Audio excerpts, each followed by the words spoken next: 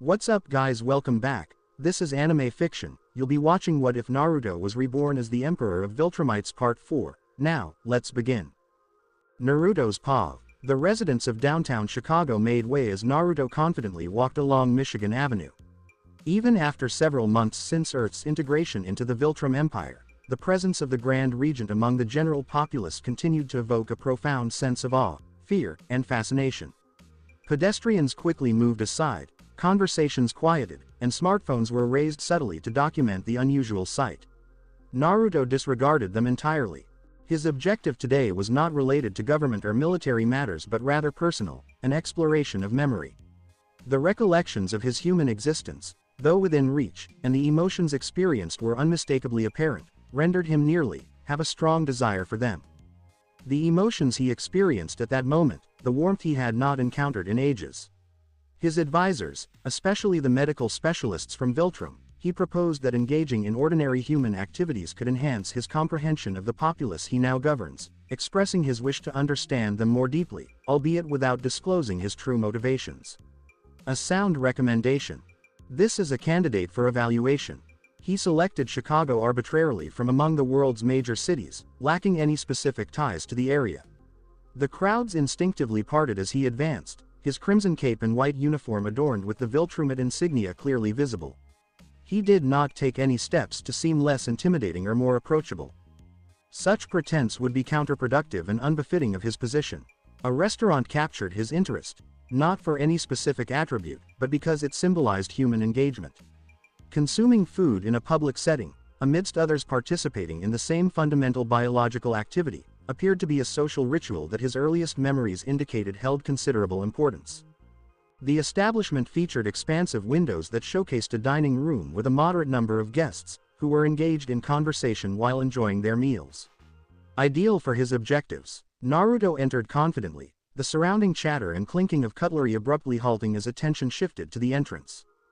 The host, a young man dressed in a black shirt and tie, stood motionless, menu in hand, his eyes widening with recognition and concern. "I need a table," Naruto expressed succinctly. The host swallowed with noticeable effort. "Certainly, Grand Regent. Please follow me." The young man guided Naruto to a corner table that offered excellent visibility of both the entrance and the street outside.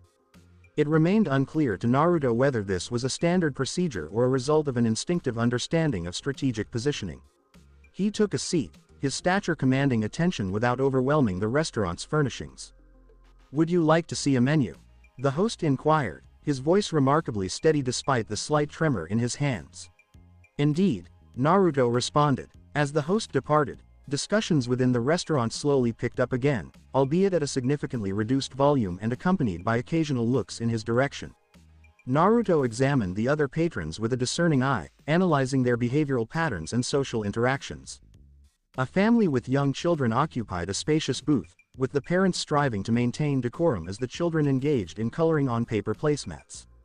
Business associates in formal attire engaged in discussions while seated with partially consumed lunches. Couples were observed participating in what seemed to be intimate exchanges, leaning toward one another across their tables. Everything seems quite commonplace, entirely relatable. A waiter approached, evidently having been assigned the less desirable task among the staff, holding a single menu with hands that trembled only slightly. "Good afternoon, Grand Regent," he stated with notable poise. "May I offer you a beverage to begin with?" Naruto acknowledged the menu. "Water is adequate." The waiter acknowledged the request and promptly withdrew. Naruto reviewed the menu, noting that the descriptions were overly elaborate. Artisanal burger featuring locally sourced heirloom tomatoes and house-made aioli on a brioche bun. The language was unnecessarily elaborate, intended to enhance a straightforward protein option between carbohydrate layers. His human memories offered valuable context, however. The focus on craftsmanship and sourcing reflects cultural values that extend beyond basic sustenance. Intriguing. While reviewing the menu, Naruto noticed an individual approaching his table with intent. He remained focused, relying on his peripheral vision and other senses to identify the individual as female, approximately 5 feet 7 inches, with an athletic build, and assessed that there were no weapons or immediate threat present. "Is this seat available?" a voice inquired. At that moment, Naruto lifted his gaze from the menu. In front of him was a young woman in her early 20s, with brown hair styled in a practical shoulder-length cut, dressed in jeans and a fitted jacket. Her expression exhibited neither fear nor awe, which are commonly observed in humans around him. Instead, it reflected a calm confidence that approached familiarity. He recognized her almost instantly. Amanda, the metahuman referred to as Monster Girl. The individual whose transformation abilities resulted in her aging backward, a condition he had managed to stabilize using advanced Viltrumite medical technology. His records indicate that she consistently utilized the cellular acceleration device in recent months, effectively aligning her physical age with her chronological age. No, Naruto responded succinctly, closing the menu. Amanda positioned herself in the chair opposite him, an action that elicited astonished glances from several diners in the vicinity. She appeared either unaware of their reactions or, more plausibly considering her intelligence, she simply disregarded them. "I suspected it was you," she remarked, as though running into the leader of Earth at a casual Chicago restaurant was entirely routine. "I didn't anticipate the Grand Regent of Viltrum dining at Gino's." Naruto observed her for a moment. "You are not presently in costume.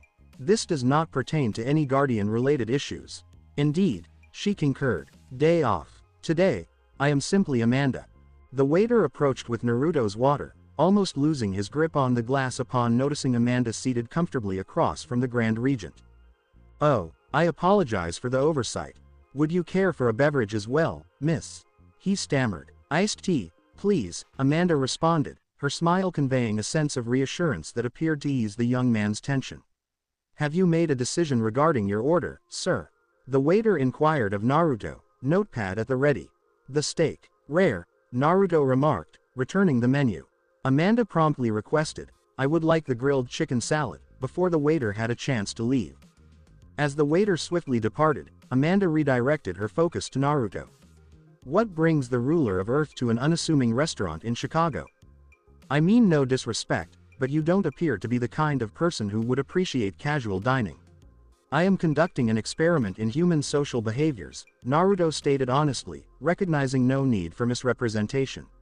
"Engaging in typical human activities to deepen my understanding of the species under my governance." Amanda raised an eyebrow. "Are you observing others?" "That is, unexpectedly typical. The process entails more than simple observation," Naruto clarified. "It requires contextual immersion to engage particular neural pathways. You are attempting to gain a deeper understanding of human behavior by engaging in human activities," Amanda articulated. "That is, in a peculiar manner, quite considerate." Naruto remained silent regarding this characterization. Instead, he inquired, "What prompted you to approach me? Your file suggests a lack of specific interest in Viltrumite governance, aside from the medical technology available for your condition." Amanda responded with a slight shrug. "It's primarily curiosity. It is quite rare to observe the most formidable entity in the universe seated alone in a dining establishment. I believe it is appropriate to express my gratitude." Naruto deduced that it was intended for the cellular acceleration device. "Indeed." Amanda's expression softened slightly. "It has transformed everything for me. Having the ability to appear my true age, without the concern of undergoing transformations or losing additional years. It is a sense of freedom I never anticipated experiencing." Naruto inclined his head slightly in acknowledgement. "The technology represents a rational extension of the current Viltrumite medical capabilities. Your situation was suboptimal and squandered potential." Amanda's laughter resonated, drawing the attention of several nearby diners who glanced over in surprise, as though her mirth in Naruto's presence could provoke an unforeseen reaction. "You certainly have a knack for making a girl feel appreciated," she remarked, her tone indicating amusement rather than irritation. "Most individuals would simply respond with, 'You're welcome.'" Naruto contemplated this. The phrase, "You're welcome," suggested a gift or favor, neither of which truly represented his actions. The device was supplied as it offered the most effective resolution to a biological issue that constrained a potentially valuable metahuman asset. However, his earliest memories led him to realize that providing an explanation would be perceived as inappropriate. "You're welcome," he replied, the phrase feeling unfamiliar on his tongue. Their conversation came to a halt as the waiter presented Amanda with her iced tea. Naruto noted how she expressed her gratitude to the young man with a smile that noticeably eased his anxious demeanor. A brief social interaction, however, it resulted in observable effects on the recipient's physiological condition. Intriguing. Amanda inquired after taking a sip of her drink. How is the endeavor of governing Earth progressing? From my viewpoint, the situation appears quite stable. However, I assume you have a broader perspective. The integration is progressing in accordance with the established parameters, Naruto stated. Resistance has diminished by 78.3% since the implementation commenced. Technological transfer initiatives are progressing at satisfactory rates. The breeding program has surpassed initial projections by 12%. Amanda expressed her disapproval regarding the last item. Indeed, that remains the most unsettling aspect of the entire situation. No offense intended. The offense holds no significance. The program is essential for the survival of the Viltrumite, Naruto asserted. The volunteers receive respectful treatment and are afforded exceptional care. I understand, Amanda acknowledged. It simply sounds so medical. However, that seems to align with your overall demeanor, doesn't it? Naruto chose not to address the observation directly. Instead, he shifted the focus of the conversation. Your collaboration with the Guardians has yielded positive results. Director Stedman has indicated that there has been a 32% improvement in your combat effectiveness following the stabilization of your condition. Cecil meticulously tracks statistics on all aspects, doesn't he? Amanda remarked with a subtle roll of her eyes. However, it has been good. The absence of concerns regarding the transformation backlash allows for a more strategic application of my abilities. Their food was presented, the waiter placing the plates with precision before departing promptly. Naruto assessed the steak placed before him, a straightforward source of protein, prepared with minimal cooking as per his request. He commenced eating with a methodical precision, focusing on sustenance rather than enjoyment. Amanda observed him for a moment before starting her own meal. You know, she remarked between bites, you're permitted to truly savor the food. The essence of restaurants is precisely that. Naruto paused, reflecting on her words. His human memories encompassed impressions of taste, pleasure, savoring flavors and textures. Since regaining those memories, he had continued to view nutrition as essential biological maintenance. However, there may be merit in examining this facet of human experience further. He took another bite, this time concentrating on the sensory experience, the texture of the meat, the nuanced variations in flavor, the fulfillment derived from protein consumption. It was not unpleasant. He acknowledged that the preparation is sufficient. Amanda smiled. Such commendation from the Grand Regent. I will ensure that the chef is informed. Their meal was consumed in silence for several minutes. Naruto found the experience notably soothing. Seated in a human establishment, partaking in human cuisine, and conversing with an individual who exhibited neither undue apprehension nor unwarranted familiarity. His experiment in immersion was demonstrating greater productivity than expected. The previously tranquil atmosphere was abruptly disrupted by the noise of screeching tires outside the restaurant. Naruto's heightened awareness quickly detected the vehicle, a delivery truck moving at around 48 miles per hour, well over the street's speed limit, along with the malfunction of its braking system. The vehicle was approaching the restaurant's expansive front windows directly. Within the 0.7 seconds it took for the truck to mount the curb, Naruto had already assessed various response scenarios. It would be most effective to intercept the vehicle prior to impact, thereby reducing structural damage and potential civilian casualties. He started to stand from his seat. He then observed a shift in Amanda's expression, her body becoming tense as she too acknowledged the looming threat. Her hand began to move, presumably readying for a transformation. Naruto executed a swift recalculation. Amanda's transformation would safeguard her from injury, yet it would result in a loss of approximately 3 months of biological age, partially reversing the advancements she had achieved with the acceleration device. A suboptimal result despite the availability of alternatives. Rather than personally moving to intercept the truck, Naruto extended his arm across the table with remarkable speed, seizing Amanda's wrist to halt her transformation. At the same time, he drew her from her seat, positioning himself to shield her from the approaching danger. The truck collided with the restaurant's front windows, resulting in a significant shattering of glass and metal. Naruto, holding Amanda firmly, maintained a composed stance as debris flew around them. His cape and body effectively absorbed the impact of multiple large glass shards that could have resulted in serious injury to human patrons. The truck's momentum propelled it entirely into the restaurant, resulting in the destruction of tables and chairs. It ultimately came to a halt just a few feet from where Naruto stood, with Amanda securely held against his chest. The complete sequence, from the sound of the tires to the truck's final position, occurred in under 3 seconds. For a brief period, the restaurant experienced an unsettling silence. Subsequently, the atmosphere was filled with the sounds of injured patrons moaning, the hissing of the truck's compromised engine, and the distant wail of emergency sirens, indicating that assistance had already been summoned. Naruto released Amanda, who stepped back, her eyes wide with surprise. "Are you injured?" he inquired, his demeanor detached despite the turmoil enveloping them. "No," she responded, surveying the destruction. But those individuals. Naruto had commenced his actions, evaluating the casualties with careful precision. 3 patrons sustained minor injuries from shattered glass. 1 individual sustained a broken arm due to being struck by a displaced table. The truck driver remains unconscious yet alive, trapped within the crumpled cab. "Please attend to the injured patrons," Naruto directed Amanda. "I will handle the driver." Without awaiting her reply, he approached the truck, effortlessly ripping apart the mangled metal of the cab with a display of strength. The driver, a middle-aged individual with a head injury, was trapped by the fallen steering column. Naruto removed it with meticulous precision, then methodically extracted the man, positioning him on a clear section of the floor.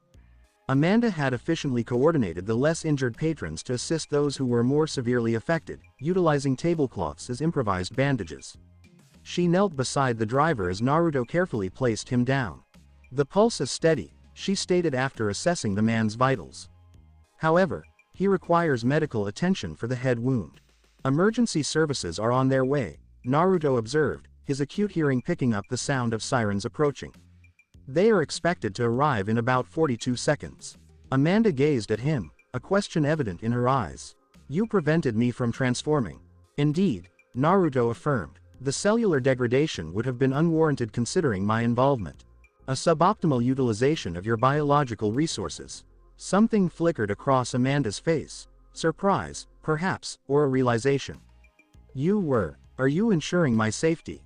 Not solely from the truck, but also from the necessity of utilizing my abilities.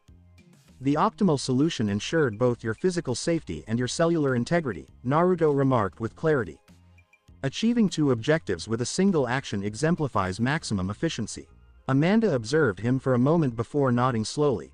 "Thank you." The initial emergency responders arrived at the restaurant, with paramedics promptly proceeding to evaluate the injured individuals. A police officer approached Naruto, a look of recognition emerging on his face as he identified the individual before him. "Grand Regent," the officer stated, exhibiting a degree of uncertainty regarding the appropriate protocol. "We thank you for your support. The situation is under control," Naruto stated. "The driver needs urgent medical assistance. 3 patrons have incurred minor lacerations, 1 has a fractured radius, and several are exhibiting symptoms of shock." The officer acknowledged the situation, communicating the details to the paramedics through his radio. Additional emergency personnel arrived promptly, effectively managing the scene. Naruto observed their procedures with interest. The human emergency response system was reasonably well organized, though it was constrained by their technological capabilities. There remains room for improvement. As the situation stabilized, Naruto noticed Amanda observing him, her expression contemplative. "You didn't have to stay and assist," she remarked softly. "You could have simply safeguarded us and departed." "Inefficient," Naruto stated. "My presence expedited the emergency response and enhanced outcomes for everyone involved." "Nonetheless," Amanda continued, "it was not your obligation. It is unlikely that anyone would anticipate the king remaining to attend to the injured." Naruto contemplated this assertion. The notion of responsibility was intriguing, one that his human memories indicated held considerable importance within human ethical frameworks. As Grand Regent, his duties encompassed all individuals within his jurisdiction, including those present in this establishment. However, there was an additional element, something that his initial life memories were striving to convey to him. "I decided to take action," he stated at last. "The decision was rational." Amanda offered a subtle smile. "Indeed, rational." A paramedic approached them, appearing somewhat reluctant to interrupt. "Excuse me, but we need to conduct a check on everyone who was in the restaurant." "Standard operating procedure." "I am unscathed," Naruto asserted. Amanda responded, "I'm doing well as well. However, It would be advisable to look into the family that occupied the booth by the window. The children appeared to be fine, although they may be experiencing shock. The paramedic acknowledged with appreciation and proceeded to assist the designated family. Naruto watched as Amanda maintained her focus, expertly guiding emergency personnel to those requiring immediate attention, her understanding of triage protocols clear in her composed demeanor. "You possess medical training," he observed. Amanda responded with a slight shrug. "It's basic first aid. Engaging in superhero activities allows you to acquire valuable skills and insights." "Those are valuable skills," Naruto noted. "Your file did not mention any medical expertise." "There may be numerous details absent from my file," Amanda responded with a subtle smile. "Human beings are intricate." Amid the ongoing emergency response, Naruto felt a compelling urge to engage further with Amanda, seeking to delve deeper into this unexpected interaction. The experiment in human immersion had taken an unexpected direction, yet the results were demonstrating significant insights. "Your actions during this crisis were executed with efficiency and coordination," he remarked. "You prioritized effectively, maintaining a clear focus without emotional interference." Amanda raised an eyebrow. "Was that intended as a compliment?" "It is an observation," Naruto clarified, though he recognized that the distinction may hold little significance for her. "I accept your compliment," she responded with a subtle smile. "Given your usual demeanor, that is quite high praise." A police officer approached, notepad in hand. "We require statements from all individuals who witnessed the accident. If you could both." He paused, suddenly aware of his audience. "Oh, Grand Regent. I will provide a statement," Naruto stated, indicating that this was a concession rather than an obligation. The vehicle's braking system failed approximately 3.2 seconds before impact. The driver made an effort to regain control but was unsuccessful in doing so. The vehicle approached the restaurant at an estimated speed of 42 miles per hour, resulting in structural damage and several injuries of differing severity. The officer paused, his pen suspended above the notepad. "That's quite specific. I appreciate it." Once the officer took Amanda's statement, they stepped back, visibly relieved to conclude the exchange. The emergency services were managing the situation effectively, ensuring that the injured were being taken to hospitals while structural engineers evaluated the extent of the building's damage. "Well," Amanda remarked, clearing some debris from her jacket, "this isn't quite how I envisioned my afternoon going." "That interruption caught me off guard," Naruto concurred. Nonetheless, it offered important insights into how humans respond in emergency situations. Amanda shook her head, a subtle smile dancing on her lips. "Only you could turn a truck crashing into a restaurant into a chance for exploration." Naruto remained silent in response to this observation. He remarked, "Our meal was cut short. Your dietary needs are still unmet. Are you proposing we try a different place to eat?" Amanda inquired, her surprise clear in her tone. "The exploration of human social behaviors is still a work in progress," Naruto remarked. "Continuing it seems like a sensible choice." Amanda observed him intently, her head tilted just so, as if she were piecing together a mystery. "All right," she replied at last. "There's a different place just a few blocks away. It's not as upscale, but the food is tasty." Naruto nodded in agreement. As they navigated through the throng of emergency responders and curious spectators, the mass of people instinctively parted in deference to the Grand Regent's formidable stature. Amanda strolled alongside him, appearing completely unfazed by the curious glances and murmurs that their unexpected duo sparked. As they strolled, Naruto felt his thoughts drifting back to memories of his first life, remembering the feeling of wandering through city streets, engaging in light-hearted exchanges with friends, and enjoying meals together. The memories were vivid, but the emotions felt far away. With every step and every interaction, he felt as if he was getting closer, near them. "You know," Amanda remarked as they strolled, "for someone who claims to be indifferent to humans except for their usefulness to the Empire, you certainly went to great lengths back there to help everyone." "Effective leadership hinges on maintaining the population," Naruto responded instinctively. Amanda replied, her skepticism evident. "So, was preventing my transformation just about resource optimization as well?" Naruto reflected on this. "Your cellular integrity is an important asset. It makes sense to preserve it." "Exactly," Amanda replied, a knowing smile on her face. "Absolutely makes sense." They lingered in quiet for a moment until she finally broke the silence.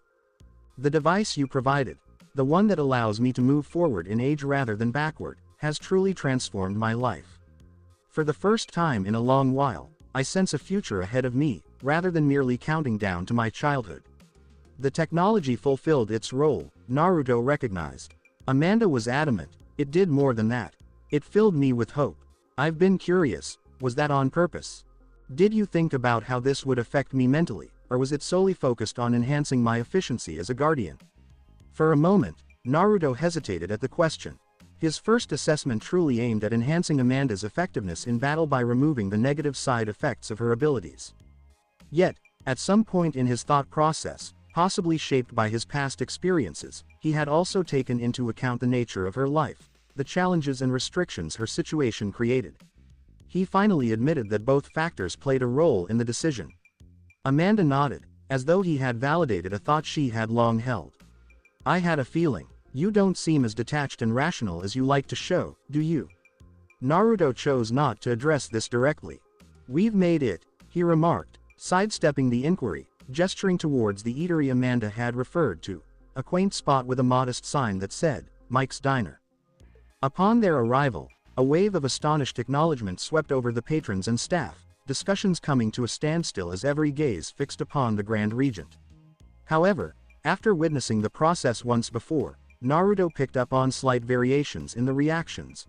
Having Amanda by his side appeared to change how the humans perceived him, rendering him a bit less intimidating. That's intriguing. They were ushered to their seats promptly, a slightly anxious waitress presenting them with menus before swiftly retreating. Amanda opened hers, glancing through the options with an easy, relaxed demeanor.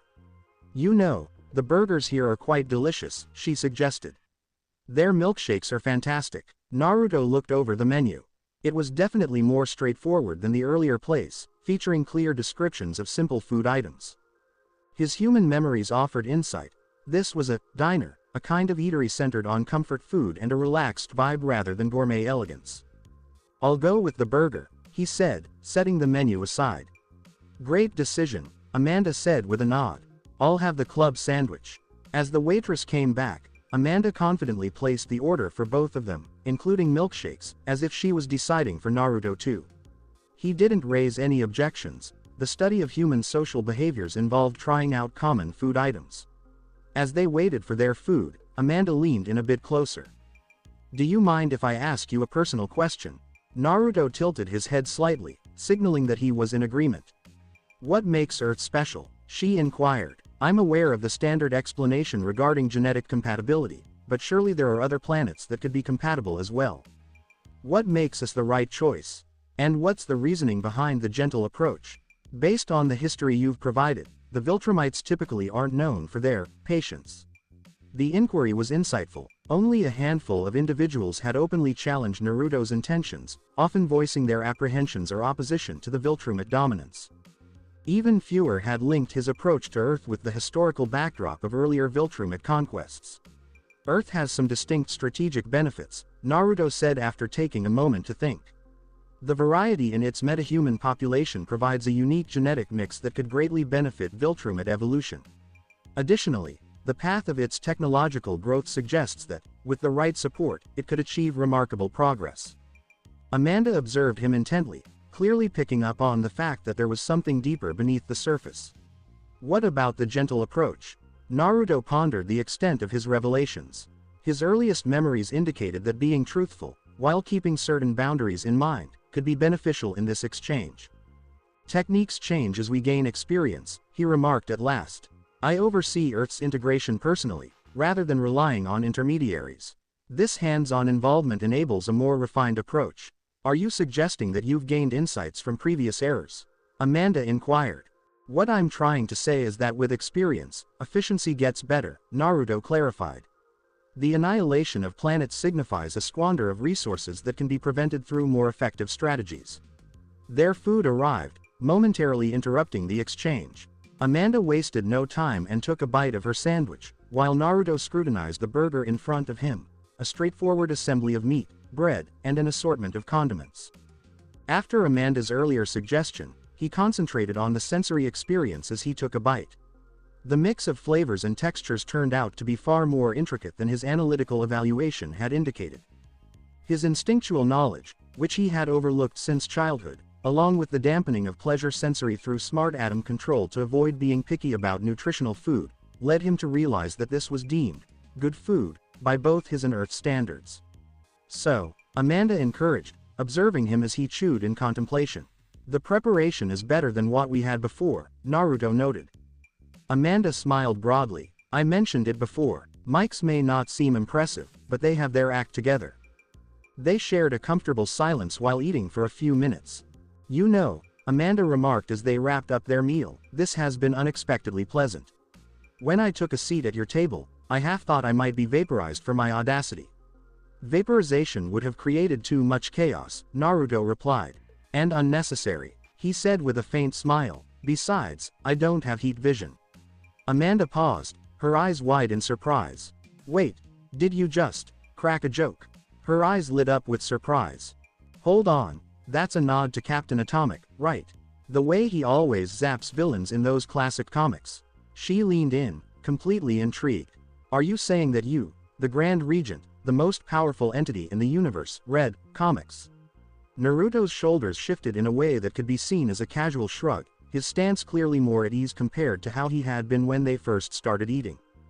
They shed light on how people perceive power and heroism. Grasping what society enjoys for enjoyment instead of duty gives important cultural context. Even if he kept it to himself, the illusion had surfaced from the recollections of his initial existence, reflecting on how Viltrumites resembled a blend of Saiyan and Kryptonian in a storytelling sense. He couldn't help but notice the subtle irony in the situation. That makes sense, Amanda agreed, maintaining her smile. I'm pleased I seized the opportunity. It's not often you get to share a meal with the leader of the planet, let alone hear him drop some pop culture references. The waitress came over with their bill, placed it down, and then hurried away. Just as Naruto was about to grab it, Amanda swiftly snatched it up. It's on me, she said. Think of it as my way of expressing gratitude for sparing me from an earlier transformation. Naruto thought about voicing his disagreement. The idea of a human providing for his needs felt wrong considering their roles, yet his human memories indicated that going along with it could be the more beneficial option in terms of social dynamics. That works, he replied, nodding slightly. Upon leaving the diner, the afternoon sun created elongated shadows that stretched across the street. Pedestrians still kept their distance, but Naruto observed a slight change in the way the humans responded. Curiosity began to blend with their fear and awe. It was as though his being there in such a commonplace environment had rendered him slightly easier for them to understand. Well, Amanda said, turning to face him, this has been quite an engaging afternoon. Once more, I appreciate your help back there. I appreciate your thanks, but it's not needed, Naruto responded. The exchange has been enlightening. Amanda beamed. That's quite the compliment. Perhaps our paths will cross again in the future. Maybe, Naruto conceded, although the chances of another unexpected meeting were quite slim. Amanda gave a casual wave before turning and strolling away, quickly blending into the crowd of pedestrians. Naruto observed her departure, taking note of how effortlessly she blended back into the throng of people, a metahuman with remarkable powers, yet able to navigate the everyday world of humans with ease. A fascinating approach to adaptation. Naruto, after a brief pause, soared into the sky, speeding toward the stratosphere and leaving the ordinary hustle and bustle of Chicago far below. As he soared through the sky, the recollection of the afternoon lingered vividly in his mind. The restaurant, the mishap, the exchange with Amanda, the emotions that he started to identify as a gentle warmth beginning to flourish once more. Naruto quickly dismissed the thought. This was just one piece of information in his continuous examination of the planet and its people. That's all there is, absolutely nothing else. Nolan's perspective. I never imagined I'd end up in this situation. The idea popped into my head once again as I observed Naruto, Grand Regent of the Viltrum Empire, the mightiest entity in the universe, intensely pressing buttons on a PlayStation controller that appeared comically tiny in his enormous hands. This outdated input device can't seem to capture the accuracy of my commands, he muttered, glaring at the screen where his character had just been defeated by mine. Once more. That's the 5th controller this week, I remarked, aiming for a calm demeanor. The increasing heap of broken plastic and circuitry in the corner of the room went unaddressed by anyone. No one had the courage. Naruto shot a fierce look at the troublesome controller, which let out a menacing cracking noise as he clenched it tighter. The constraints of this simulation are quite exasperating. In real combat, I would have implemented at least 73 different counter maneuvers during that exchange. That's the essence of video games, I clarified, not for the first time. They offer a more straightforward take on reality. That's what adds to their enjoyment. Fun, Naruto echoed, almost as if he were trying out a new word. The idea still escapes me. Skill development being efficient makes sense.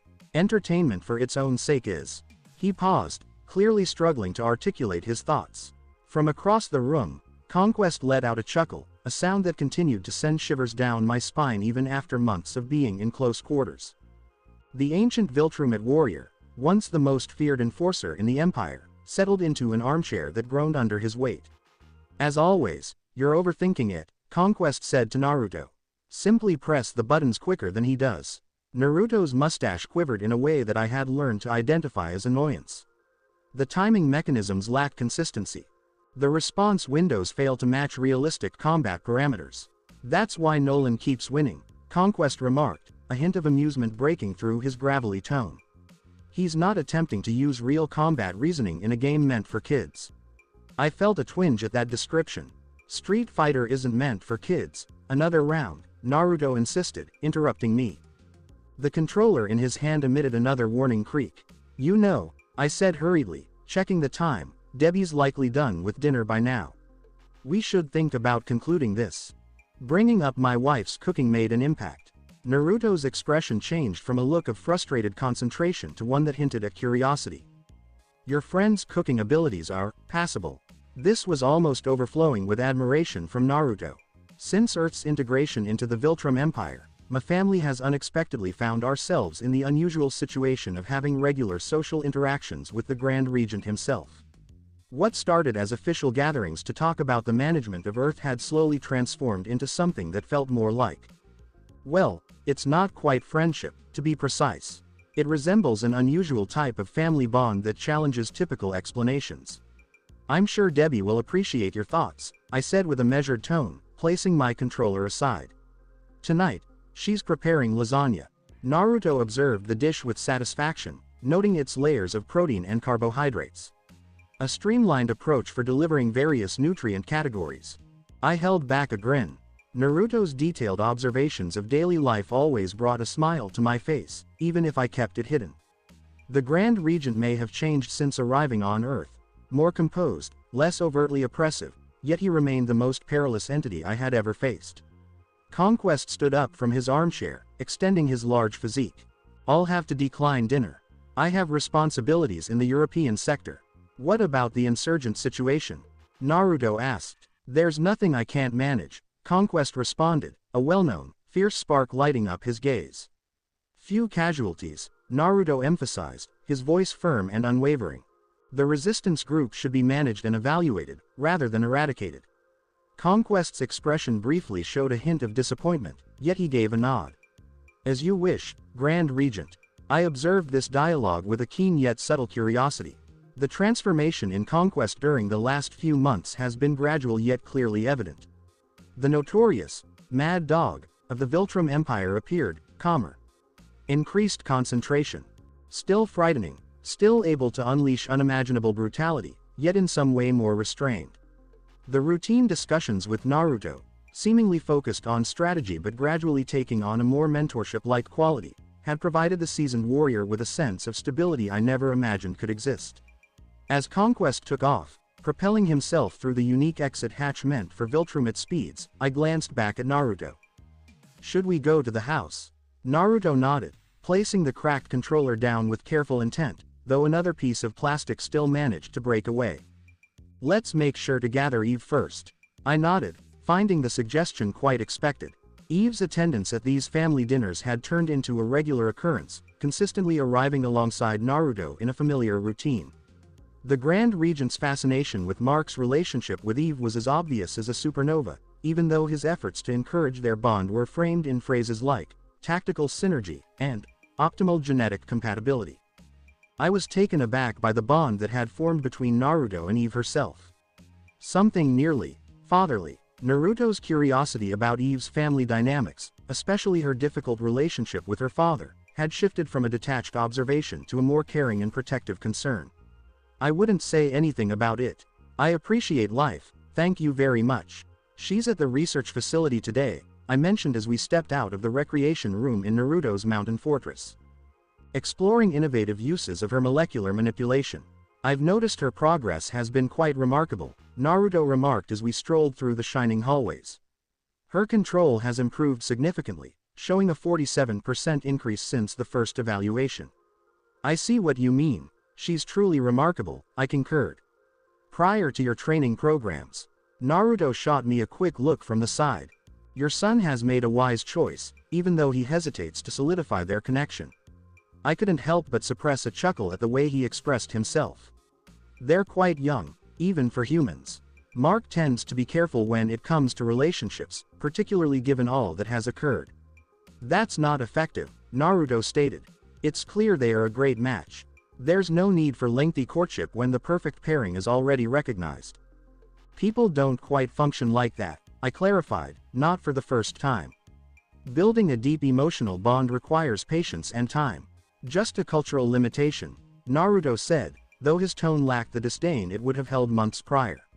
Such a bond can form once they come together, as I mentioned earlier, they are already well suited for each other. Upon arriving at the launch bay, we found Naruto's personal transport ready and waiting for us. Even though he could soar through the air quicker than the ship, he opted to use it for travel within Earth's atmosphere, a nod to human concerns about sonic booms and the chaos that often followed when he zipped across the sky at high speed. As we stepped on board, I couldn't help but think about all the changes that had taken place. Half a year ago, I was getting ready to take down the Guardians of the Globe as my initial move in the quest for Earth's domination. I was on my way to a family dinner with the Grand Regent, who had surprisingly become a familiar presence at our table. The cosmos possessed an odd wit. The journey to the research facility was completed in just a few minutes. Set in a place that was once a secluded military base, the complex now brought together some of Earth's most brilliant scientists collaborating with Viltrumite experts to push the boundaries of human technology. Eve dedicated several days each week to that place, delving into the boundaries of her molecular manipulation skills in a controlled environment. Upon landing, I observed Naruto correcting his already impeccable posture, meticulously adjusting his cape with an unusual focus on its appearance. I noticed a subtle shift. He appeared to emphasize formality more when picking up Eve for these gatherings. We discovered her in a prominent laboratory, encircled by scientists who were diligently taking measurements while she effortlessly turned raw materials into intricate structures with just a wave of her hand. Her pink energy flowed like liquid light, altering matter at the molecular level with greater precision. Grand Regent, one of the scientists acknowledged as we entered, and the entire room stood at attention. Agent Grayson, we weren't expecting you. At ease, Naruto said. We are here for Samantha Wilkins. Eve looked up, her concentration slipping as the pink glow faded. Naruto, Nolan, is it dinner time already? She asked, looking at the clock on the wall. Oh wow, I completely lost track of time. Your commitment to your work is admirable, Naruto remarked. However, nutritional intake should not be neglected. Eve grinned, a reaction few humans could muster in Naruto's presence. Right, wouldn't want to be inefficient. I detected a hint of mocking in her tone, which would have earned anyone else a withering glare at the very least. Naruto tilted his head slightly, almost as if admitting an internal joke. Your progress today? He asked as Eve gathered her belongings. Pretty good, she responded. I was able to reduce energy consumption by about 15% while maintaining structural integrity in complex transmutations. Dr. Sharma believes the technology might be applied to large-scale environmental rehabilitation efforts. Acceptable progress, Naruto acknowledged, which was excellent praise indeed. The applications for planetary resource management are significant. As we returned to the transportation, I noticed their smooth relationship with carefully hidden interest. Eve exhibited none of the anxiety that most humans displayed around Naruto, and he, in turn, demonstrated patience with her questions and observations, which he rarely offered to others. How's my dad? Eve inquired as we boarded, her tone deceptively nonchalant. Naruto's expression stiffened slightly. Your biological father's status is unchanged. He continues to avoid communication attempts. I winced within. Eve's father had been one of the most vociferous detractors of Viltrumite integration, despite, or maybe because of, the personal benefits his daughter had received from the new government. His disapproval of Eve's involvement in cooperating with Viltrumite authorities had exacerbated their already fragile relationship. Naruto, albeit subtle, had attempted to. Eve's connection with him, needless to say, almost ended in disaster. Fortunately, the Grand Regent had enough self-control to avoid ripping his heart out and forcing him to eat it. Yeah, well, his loss, Eve remarked with a strained cheerfulness that didn't quite hide the pain behind. His perspective is flawed, Naruto said firmly. Your contributions to Earth's advancement are significant. His failure to recognize your value demonstrates his limited understanding. Eve's smile this time was real, however modest. Thanks, Naruto. The interaction still sent shivers down my spine, not because of a threat, but because of the possibilities. Naruto, the world-destroying creature who had ordered the extinction of entire civilizations, was providing emotional support to a young human woman whose father had let her down. And doing it with what seemed to be genuine concern. Moments like these made me rethink all I thought I understood about our species, and Naruto in particular. The Grand Regent I'd known for generations was cold, calculating, and ruthlessly efficient, not cruel for the sake of cruelty, but completely devoid of sentiment and sympathy. This Naruto was different. He remained calculating, efficient, and capable of horrible violence when thought necessary. But there were tiny moments, easily missed if you weren't watching, when something else shone through. Something almost human. The conveyance took off, going toward our suburban home. As we traveled, Eve broke the stillness with updates on her research projects and questions on the video game session, which Naruto answered in surprising depth despite his apparent dissatisfaction with the encounter. You broke 5 controllers? Eve inquired, amusement shining in her eyes. The input devices are inadequately constructed for Viltrumite physiology, Naruto said stiffly. He kept trying to execute moves that aren't in the game, I told him. Apparently button mashing isn't an acceptable combat strategy for the Grand Regent. The simulation's limitations are arbitrary and illogical, Naruto insisted. In actual combat, I would have executed a precision strike to the opponent's neural cluster, not this Hadouken maneuver. Eve laughed out loud, and the sound filled the transport compartment. You know, there are games with more realistic combat mechanics. Maybe we should try those next time. Perhaps, Naruto said, his tone indicating skepticism. As we approached our area, I sensed the customary anxiety that followed Naruto's visits. Despite months of integration, the sight of the Grand Regent striding down a suburban neighborhood prompted neighbors to cover their doors and draw curtains. Our family's close relationship with the King of the Earth had made us a source of wonder, as well as the focus of both adulation and anger. We landed a block away from the house, as was our routine, to avoid commotion. As we continued walking, I observed Naruto surveying the surroundings with his customary attentiveness. The security perimeter is functioning optimally, he stated, referring to the advanced Viltrumite technology that now protects our home, a necessary precaution given our high profile. Good to know, I said, but the continual surveillance was something I'd never gotten used to. Another compromise in our new reality. As we neared the house, the front door opened, revealing Debbie washing her hands with a kitchen towel. Her grin was genuine, if tinted with the apprehension that never left her when Naruto was present. Right on time, she announced. Dinner's just about ready, Mrs. Grayson, Naruto said with a respectful nod. Your hospitality is appreciated, Debbie, please, my wife corrected, as she always did. We've been doing this for months now. Debbie, Naruto admitted, the informality making him nearly uncomfortable despite the recurrence. As we walked in, Mark was arranging the table and looked up. Dad, Eve. His gaze shifted to Naruto, his demeanor carefully bland. Grand Regent, Mark. Naruto responded to the welcome. Your combat training has been progressing adequately. Yes, sir, Mark said, the formality automatic now.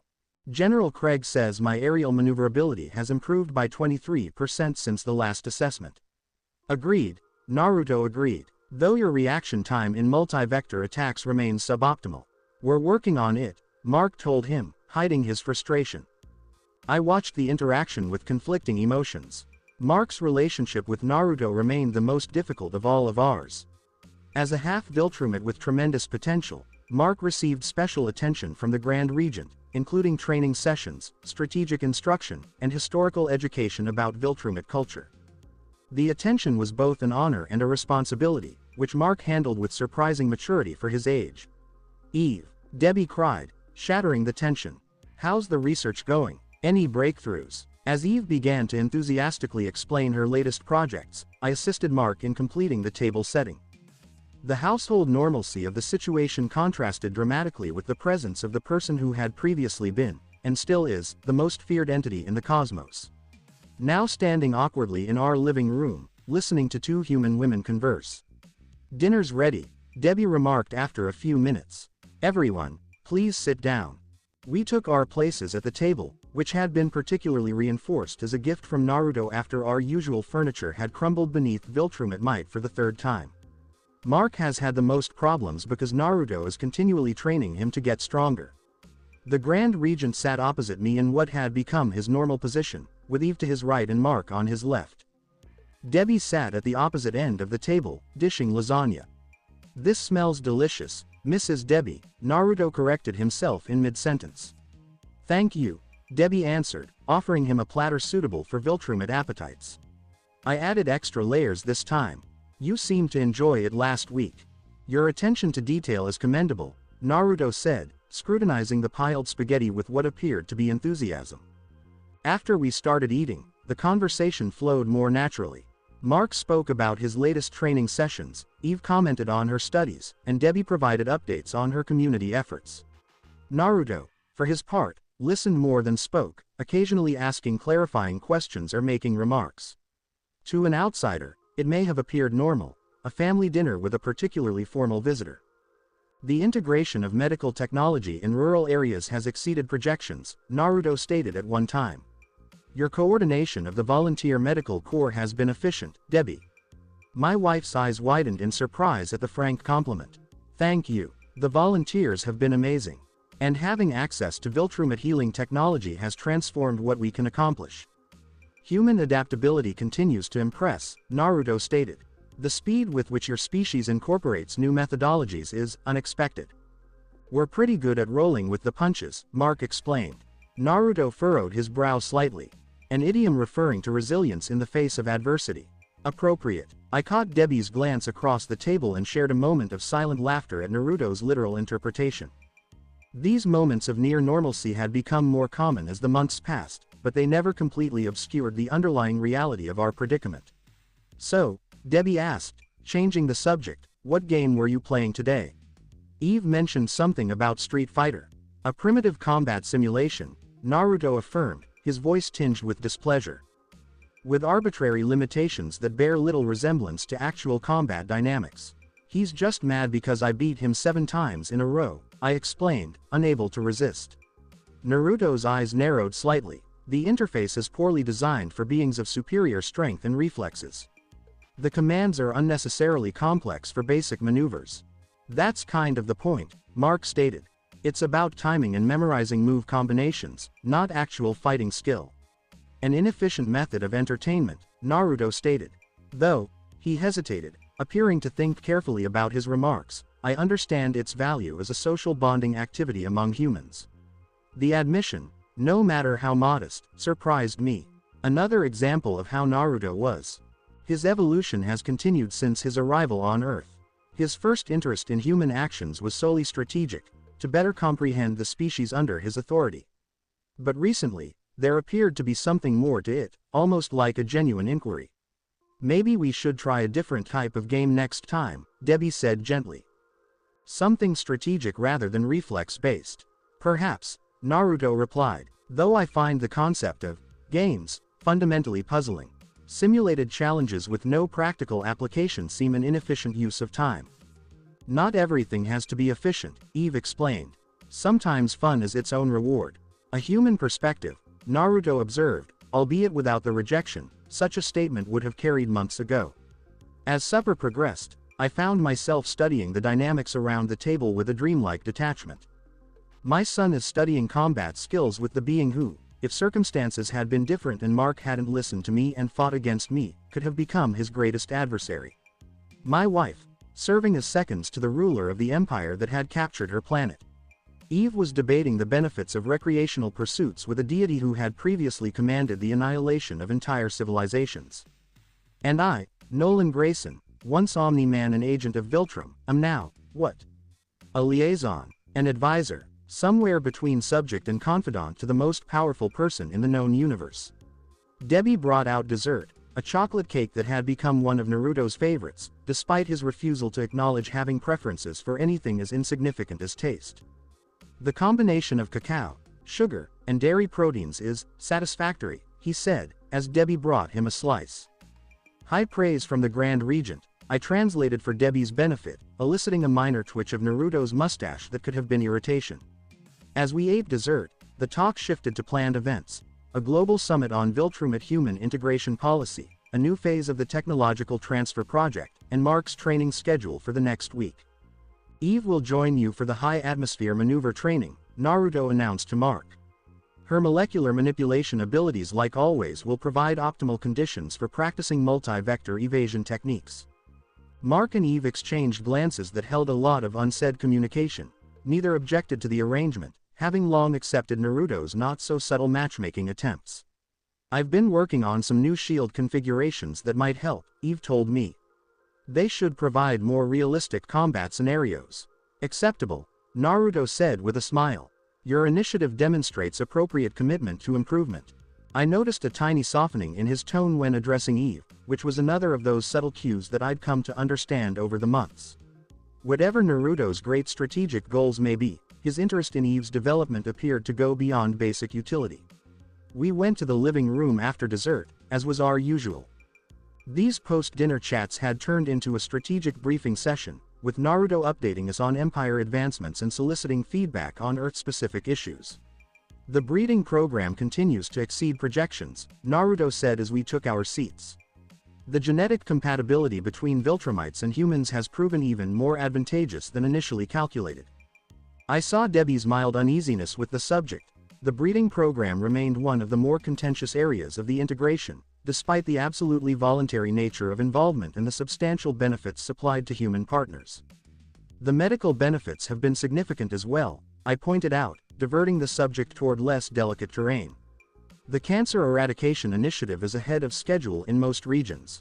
Yes, he replied, human medical researchers have adapted Viltrumite techniques with unexpected efficiency. Director Stedman reports a 78% reduction in terminal disease rates globally. Cecil's been surprisingly cooperative lately, Mark noticed. Considering how opposed he was to the integration initially. Director Stedman is pragmatic, Naruto told me. He recognizes beneficial outcomes regardless of ideological preferences. Eventually, as the evening became late, Naruto rose from his seat. The meeting was productive, and the meal was satisfactory. You're welcome, Debbie said with a slight smile, long used to Naruto's formal way of expressing gratitude. Eve, you will return with me to the research facility, Naruto told her. There are matters regarding tomorrow's experiments that require discussion. Eve nodded and gathered her belongings. Thanks for dinner, Debbie, it was delicious as usual. As they prepared to depart, I noticed Mark staring at Eve with an expression that was equal parts affection and exasperation, the look of someone who wanted to say something but couldn't find the proper words or timing. Surprisingly, Naruto observed it as well. Mark Grayson, you will accompany us to the research facility. Your input on your atmospheric training parameters would be valuable. Mark paused, surprised at the obvious excuse, but nodded. Sure, let me grab my jacket. As the three of them left, Naruto in the lead and Mark and Eve following slightly behind, already deep in conversation, I found myself standing near Debbie in the doorway, watching them go. This is still the strangest thing, Debbie muttered, leaning into me. The Grand Regent of Viltrum, having dinner at our table, is playing matchmaker for our son. Life takes unexpected turns, I said, putting my arm around her shoulders. He's different from you described, she kept saying. From before, I mean. When you first told me about him, after everything. He seemed more tyrannical, I wondered, ruthless, coldly logical to the point of being almost mechanical. Yes, Debbie nodded, all of that, but now he's almost human. I finished for her. I was going to say tolerable, she corrected, smiling slightly. But yes, there's something more human about him than I expected, especially with Eve. I nodded, having noticed the same behavior. It's like he's protective of her. Almost paternal, in his own Naruto-like way. A papa bear protecting his cub, Debbie offered, then quickly looked around, as if concerned Naruto had heard her. Not that I'd ever say that to his face. I like living too much to make that comparison out loud, I agreed, chuckling. As we watched the three figures ascend into the night sky, Naruto's cloak billowing magnificently and Mark and Eve flying close alongside him, I found myself thinking about the weird new world we were in. Earth under Viltrumite dominion was not what I had expected when I originally landed on the planet decades ago. It wasn't the merciless conquest I'd been taught to assist, nor was it the opposition I'd grown to fear. It was something fresh, unparalleled in Viltrumite history, true integration, with benefits peacefully flowing in both ways. And at the center of it all was Naruto, the Grand Regent, whose techniques and objectives appeared to be changing in ways I could never have expected. The being who had formerly been the embodiment of Viltrumite harshness suddenly sat at our dinner table, played video games although poorly, and expressed a personal interest in my son's dating prospects. The universe seems to have an unlimited capacity for surprise. As the flying figures faded into the distance, Debbie and I returned to our home, locking the door on another bizarre evening in our new normal. Next time, Debbie suggested as we cleared the table, we should try board games instead, maybe something strategic like chess. I couldn't stop laughing at the idea of Naruto bent over a chessboard, his enormous fingers delicately moving little pieces. I'm not sure we have a set strong enough to withstand his grip when he loses. We'll reinforce one, Debbie decided, smiling. After all, we've gotten pretty good at adapting. Indeed, we had. Naruto, too, had overcome all odds. The Flaxon invasion began like all others, without notice. Orange portals ripped open over downtown Chicago, releasing swarms of green-skinned aliens wearing mechanical exoskeletons. Their weapons emitted bizarre energy beams that melted concrete and steel alike, while their insectoid vehicles scurried between skyscrapers, deploying additional troops. The civilian evacuation had just commenced when the initial response team arrived on the scene. Guardians, establish the defensive perimeter. Anissa instructed, her Viltrumite uniform shining in the sunlight as she descended from the sky with precision. She collided with a Flaxon battle tank, effectively incapacitating it under her feet. The primary focus is on civilian extraction. War Woman and Red Rush will operate in the South Quadrant. Darkwing and Green Ghost are tasked with evacuation coordination. Immortal will accompany me at the primary incursion point. The Guardians operated with remarkable efficiency, showcasing the months of training under Viltrumite protocols through their coordinated response. The Immortal soared beside Anissa, his seasoned gaze focused as he evaluated the invading force. They have enhanced their technology since our last encounter, he remarked, penetrating a Flaxon soldier's armor with effortless strength. Enhanced durability of materials. Irrelevant, Anissa stated, removing a mounted cannon from its housing and utilizing it to fend off 3 attackers. Their technological advancement is currently lacking. On the battlefield, War Woman's axe sliced through a formation of Flaxon troops, its enchanted edge penetrating their armor effortlessly. We have civilians trapped in the financial district, she communicated over the comms. There are a minimum of 200 vehicles in the underground parking structures. Red Rush materialized beside her in a swift and seamless movement. Understood, he responded before vanishing once more. Shortly thereafter, groups of civilians started to exit the buildings, facilitated by the speedster's swift evacuations. Darkwing, stationed on a gargoyle surveying the tumult, collaborated with emergency services. Please arrange for the GDA transport units to be sent to Michigan Avenue, he instructed. Green Ghost is establishing an evacuation corridor within the subway tunnels. Green Ghost's translucent form expertly guided anxious office workers through walls and debris, utilizing her molecular phasing abilities to create safe passages where none were available. Anissa, the Immortal stated, gesturing towards the sky. A secondary wave is approaching. 3 new portals have emerged directly above the city center, surpassing the size of the initial one. From these developments arose more formidable Flaxon war machines, bipedal mechs equipped with various weapon systems and reinforced armor. Reinforcements are needed, Anissa communicated, activating her communicator. Conquest, initiate the deployment of the secondary response team. I am currently en route, came the gravelly reply. Shortly thereafter, the atmosphere shifted as a new assembly of heroes emerged, the Teen Team, under the leadership of the venerable Viltrumite warrior Conquest. His imposing stature overshadowed the younger heroes, his battle-worn visage fixed in a determined smile. Teen Team, initiate offensive pattern Delta, Conquest commanded, propelling himself toward the largest mech. His fist penetrated the central power core, resulting in a series of explosions that highlighted his triumphant expression. Demonstrate to these dimension-hopping intruders the consequences of encroaching upon Viltrumite territory. Mark. Invincible. Soared in tandem with Adam Eve, their extensive training clearly reflected in their coordinated maneuvers. Eve devised molecular barriers to direct Flaxon troops into Mark's trajectory, where his strength efficiently dismantled their armor. They continue to advance, Mark exclaimed, breaking through a group of soldiers. What are their intentions? Resources, technology, personnel, Rex Splode stated, energizing a collection of metal spheres and propelling them towards an oncoming tank. The detonations penetrated its armor, propelling shrapnel into the air. Consistent with previous observations, they can be likened to interdimensional locusts. In proximity, Monster Girl underwent a transformation, her substantial green figure decisively compressing a Flaxon vehicle underfoot. They have chosen the incorrect planet this time, she stated firmly, delivering a powerful strike through a formation of troops. Roberta, previously known as Robot, hovered above the battlefield, utilizing her new body's molecular manipulation capabilities to construct intricate defensive structures. Simultaneously, her armor's weapon systems executed precise strikes on Flaxon command units.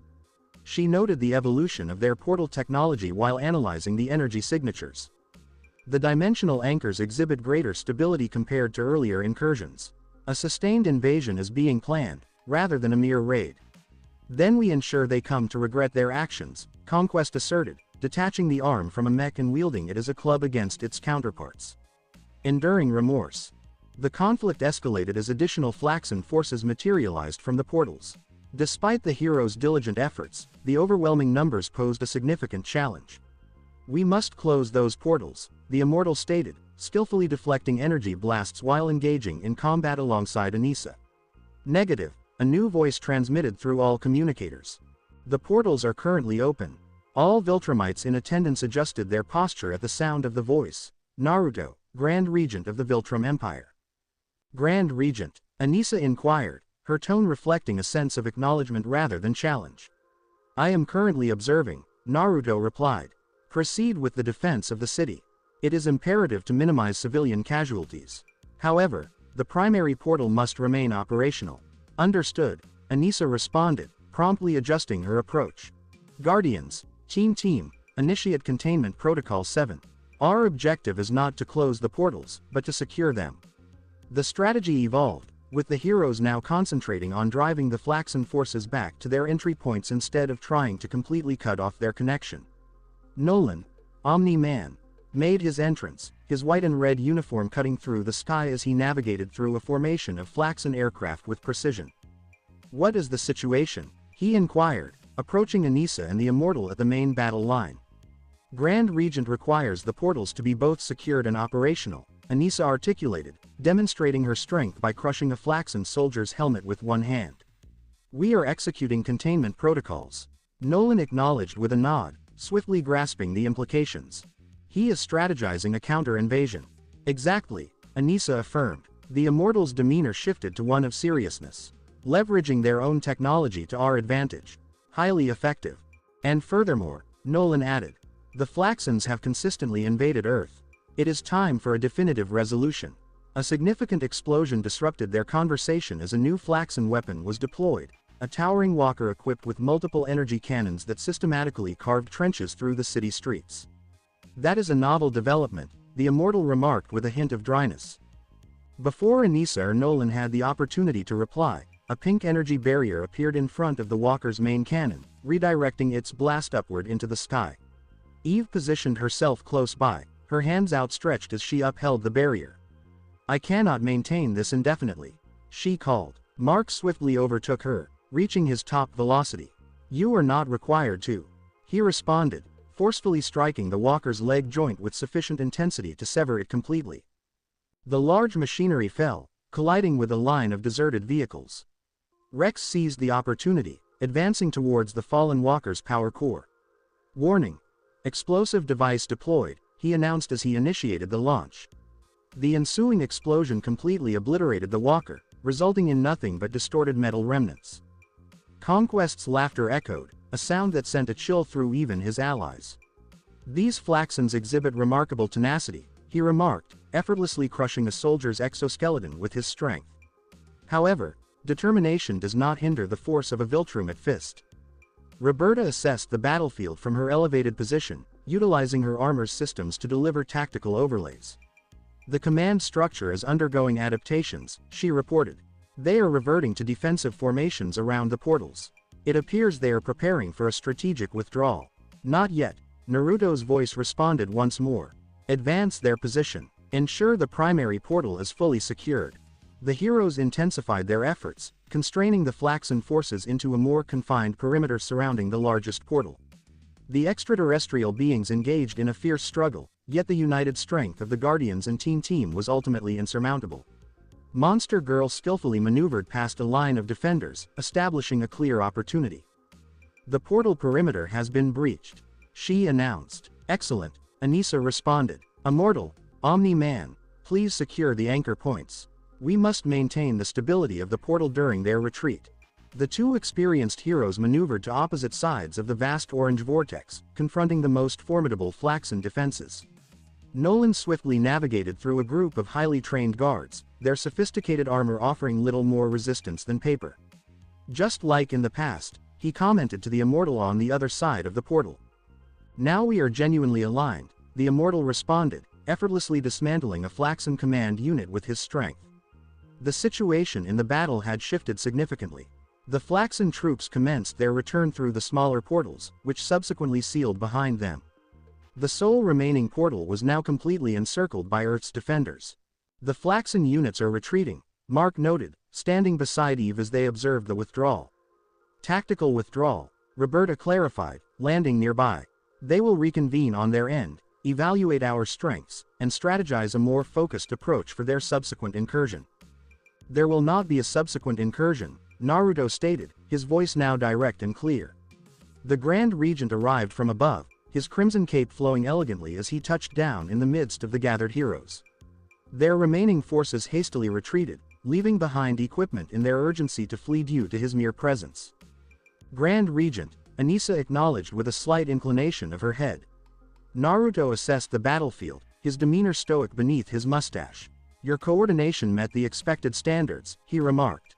Civilian casualties were limited. Property damage remained within acceptable limits.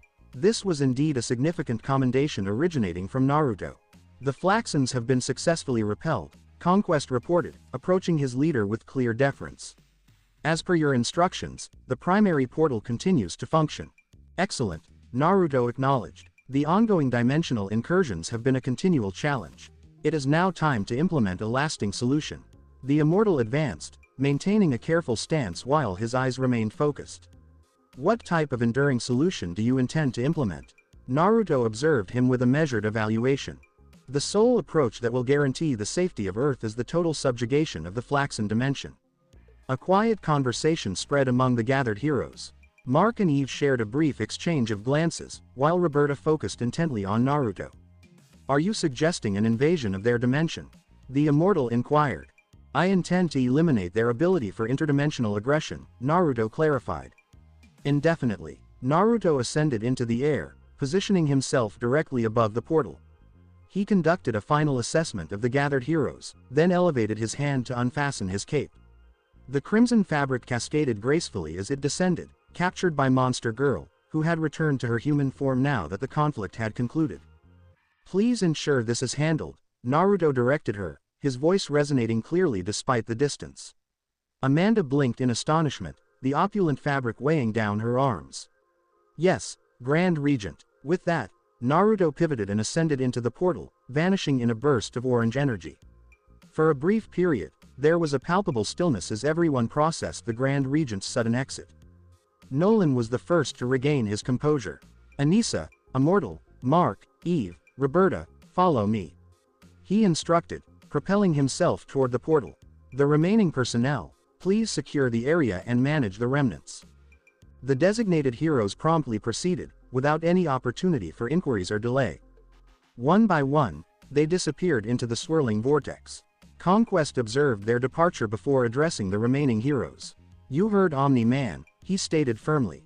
"Ensure the perimeter is secured. No additional personnel are to pass through that portal until further instructions are provided." The passage through the portal was disorienting, an instant of red-tinged darkness succeeded by an abrupt change in gravity and atmosphere. As Nolan stepped through to the other side, closely accompanied by his companions, the extraordinary terrain of the Flaxon world unfolded before them. The Flaxon dimension functioned on a distinct temporal scale compared to Earth, where time progressed at an accelerated rate, enabling years to elapse in mere hours on Earth. The sky exhibited a yellow-green hue, illuminated by dual suns that created stark shadows over the desolate plains and the distorted metallic edifices that comprised Flaxon cities. However, none of this captured their interest. The attention of the audience was directed towards the figure positioned high above them. Naruto hovered silently in the sky, his white-red uniform contrasting sharply with the otherworldly atmosphere. His eyes were closed, and his expression reflected a deep focus. "What is he doing?" Mark whispered, his voice resonating in the stillness of the moment. Roberta's eyes widened with keen interest. He is indeed accelerating his atomic structure," she stated, her voice imbued with admiration. "Enhancing the oscillation of his intelligent atoms to produce thermal energy." As they observed, a subtle transformation started to envelop Naruto's figure. His outline appeared to shimmer, with heat distortion creating ripples in the air surrounding him. "We need to establish a defensive perimeter," Anissa started, but paused as the transformation intensified. Naruto's body began to emit a glow, initially a muted red, transitioning to orange, and culminating in a radiant yellow-white. His form retained its recognizable shape, yet now seemed to be composed of living flame, with his features still discernible within the inferno that his body had transformed into. "Eve, Roberta, shields!" Nolan exclaimed, suddenly realizing the imminent situation. Both women promptly extended their hands, emanating pink energy that formed protective barriers around their group. The shields emerged precisely as the initial surge of heat approached them, a force so extreme it would have immediately incinerated any unprotected entities. Despite the presence of the shields, the temperature increased to concerning levels. Eve's expression reflected intense concentration as she strengthened her molecular barriers, whereas Roberta's precise control enabled her to establish additional layers of protection. "He is nearing the surface temperature of a star," Roberta articulated, her voice strained with effort and unmistakable admiration. "However, sustaining flawless atomic cohesion demands a level of control that surpasses anything I have previously observed." Above them, Naruto opened his eyes, now radiant pools of intense energy. He inhaled, the sound unusually deep and resonant, altered by the heated air surrounding him. As he exhaled, smoke emanated from the corners of his mouth, producing an effect that was simultaneously intimidating and impressive. Subsequently, he proceeded to move. The Grand Regent's blazing figure traversed the flaxen sky with the speed of a comet, creating a path of intensely heated air behind him. As he moved through the area, the atmosphere became charged, resulting in cascades of fire that fell toward the planet's surface. The Flaxon cities below experienced a surge of chaos. Defensive systems engaged, launching energy beams and projectiles at the flaming figure, all of which either disintegrated before making contact or traversed harmlessly through his luminous presence. "My goodness," the immortal remarked, his eyes widened in astonishment. "He is not merely confronting them, he has evolved into a formidable force." Naruto approached the largest Flaxon city, a vast metropolis characterized by intricate metal structures and unconventional geometries. As he drew near, the atmosphere surrounding the city became increasingly turbulent, generating a tempest of scalding winds that ravaged structures and automobiles indiscriminately. Flaxon war machines have been mobilized, with thousands emerging from hangars and deployment centers. Their weapons unleashed a relentless series of volleys at the advancing blaze. Naruto chose not to evade. He persistently moved forward, the assaults fading against his radiant presence. Upon arriving in the city center, he paused, surveying the central district from above. He delivered a punch with an air of nonchalance. The impact was swift and devastating. A column of intense flame surged from the wind, igniting and slicing through the city with precision. Structures, automobiles, and regrettably, Flaxons, were abruptly annihilated upon contact with the beam, transformed instantaneously into superheated plasma. The thermal output is incalculable, Roberta stated, her scientific objectivity clashing with a clear sense of admiration. He is exercising precise control over the reaction, effectively averting a chain reaction that could potentially devastate the entire planet. Is he being precise? Mark inquired, incredulous, observing as entire city blocks disappeared in bursts of energy. Absolutely, Roberta affirmed. He is focusing on military installations, weapons manufacturing facilities, and portal technology centers. He is executing precise strikes on a planetary scale. Eve strengthened their defenses as another surge of heat enveloped them.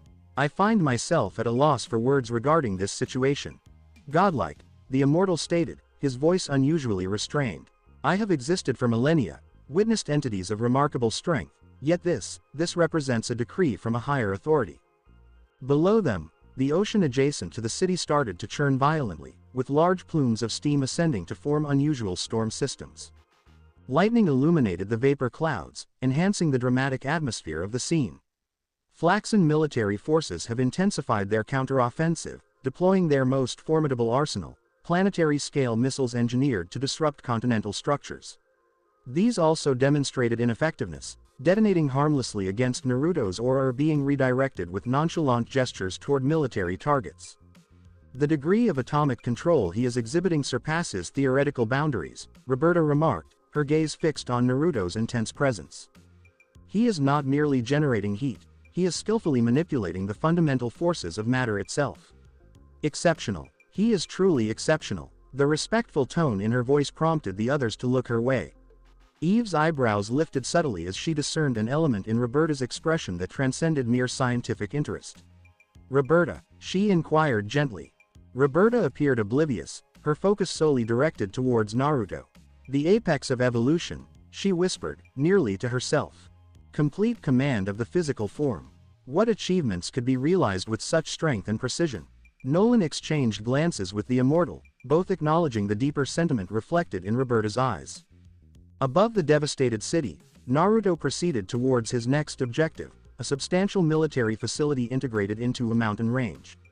He commenced the dismantling process, each movement executing a precise operation that transformed fortified structures into molten remnants. The Flaxon response became progressively more urgent. What initially started as structured military resistance transformed into a chaotic withdrawal as their armaments became ineffective and their most formidable defenses disintegrated. He is breaking them, Anissa noted, her tone reflecting a sense of approval. This is evident not only in military terms but also in psychological aspects. They are experiencing the futility of resistance directly. For almost an hour, Naruto persistently dismantled the Flaxon military's operational capacity. Efforts were made to protect urban areas when feasible, yet any infrastructure deemed to have military importance was systematically removed. The pattern was evident. This was not mere destruction, but a strategic dismantling of the Flaxon's capacity for warfare. As the final significant weapons facility succumbed to destruction, transforming into a pool of molten metal, Naruto made his descent toward the surface. The intense flames encircling him slowly subsided, the dazzling white-hot light transitioning to orange, then red, before vanishing completely. Steam emanated from his body as he landed on a desolate plain, now encircled by a terrain altered by his influence. Where once stood the proud military might of Flaxon, now lie cooling lakes of glass and metal. The 6 observers descended with caution, their shields remaining active as they approached the Grand Regent. Smoke persisted in ascending from Naruto's figure, partially concealing him from sight. Nolan, Naruto's voice emerged from the smoke cloud, please return through the portal and retrieve clothing from my castle. Nolan, reflecting on the demonstration of authority he had observed, nodded in acknowledgement. Certainly, Grand Regent, I will. That will not be required, Roberta interjected, advancing confidently. She elevated her hand, a pink energy emanating from her fingertips towards Naruto. The pink light enveloped Naruto momentarily, and as it dissipated, his uniform was flawlessly restored, identical to the original, except for the cape that remained with Amanda on Earth. Thank you, Naruto acknowledged as he emerged completely from the smoke cloud. His expression betrayed no indication of the power he had just exercised, reverting to its customary impassive demeanor. The demonstration has been successfully concluded. Demonstration, Mark said again, this time in disbelief. You You just ruined everything they could do to fight back. Yes, Naruto said with no emotion. The Flaxons needed a clear picture of what would happen if they attacked Earth. They got it. The immortal looked around at the destruction. They won't be invading anytime soon. Naruto said, they will never invade again. Their dimensional technology has been destroyed. Their military power has been brought down to pre-industrial levels. The threat is gone. Even though she had shields, Eve looked worried. There had to have been civilian deaths. Minimal, said Naruto. Throughout the operation, accuracy was kept up. Military targets were given priority, and civilian population centers were avoided when it was possible to do so.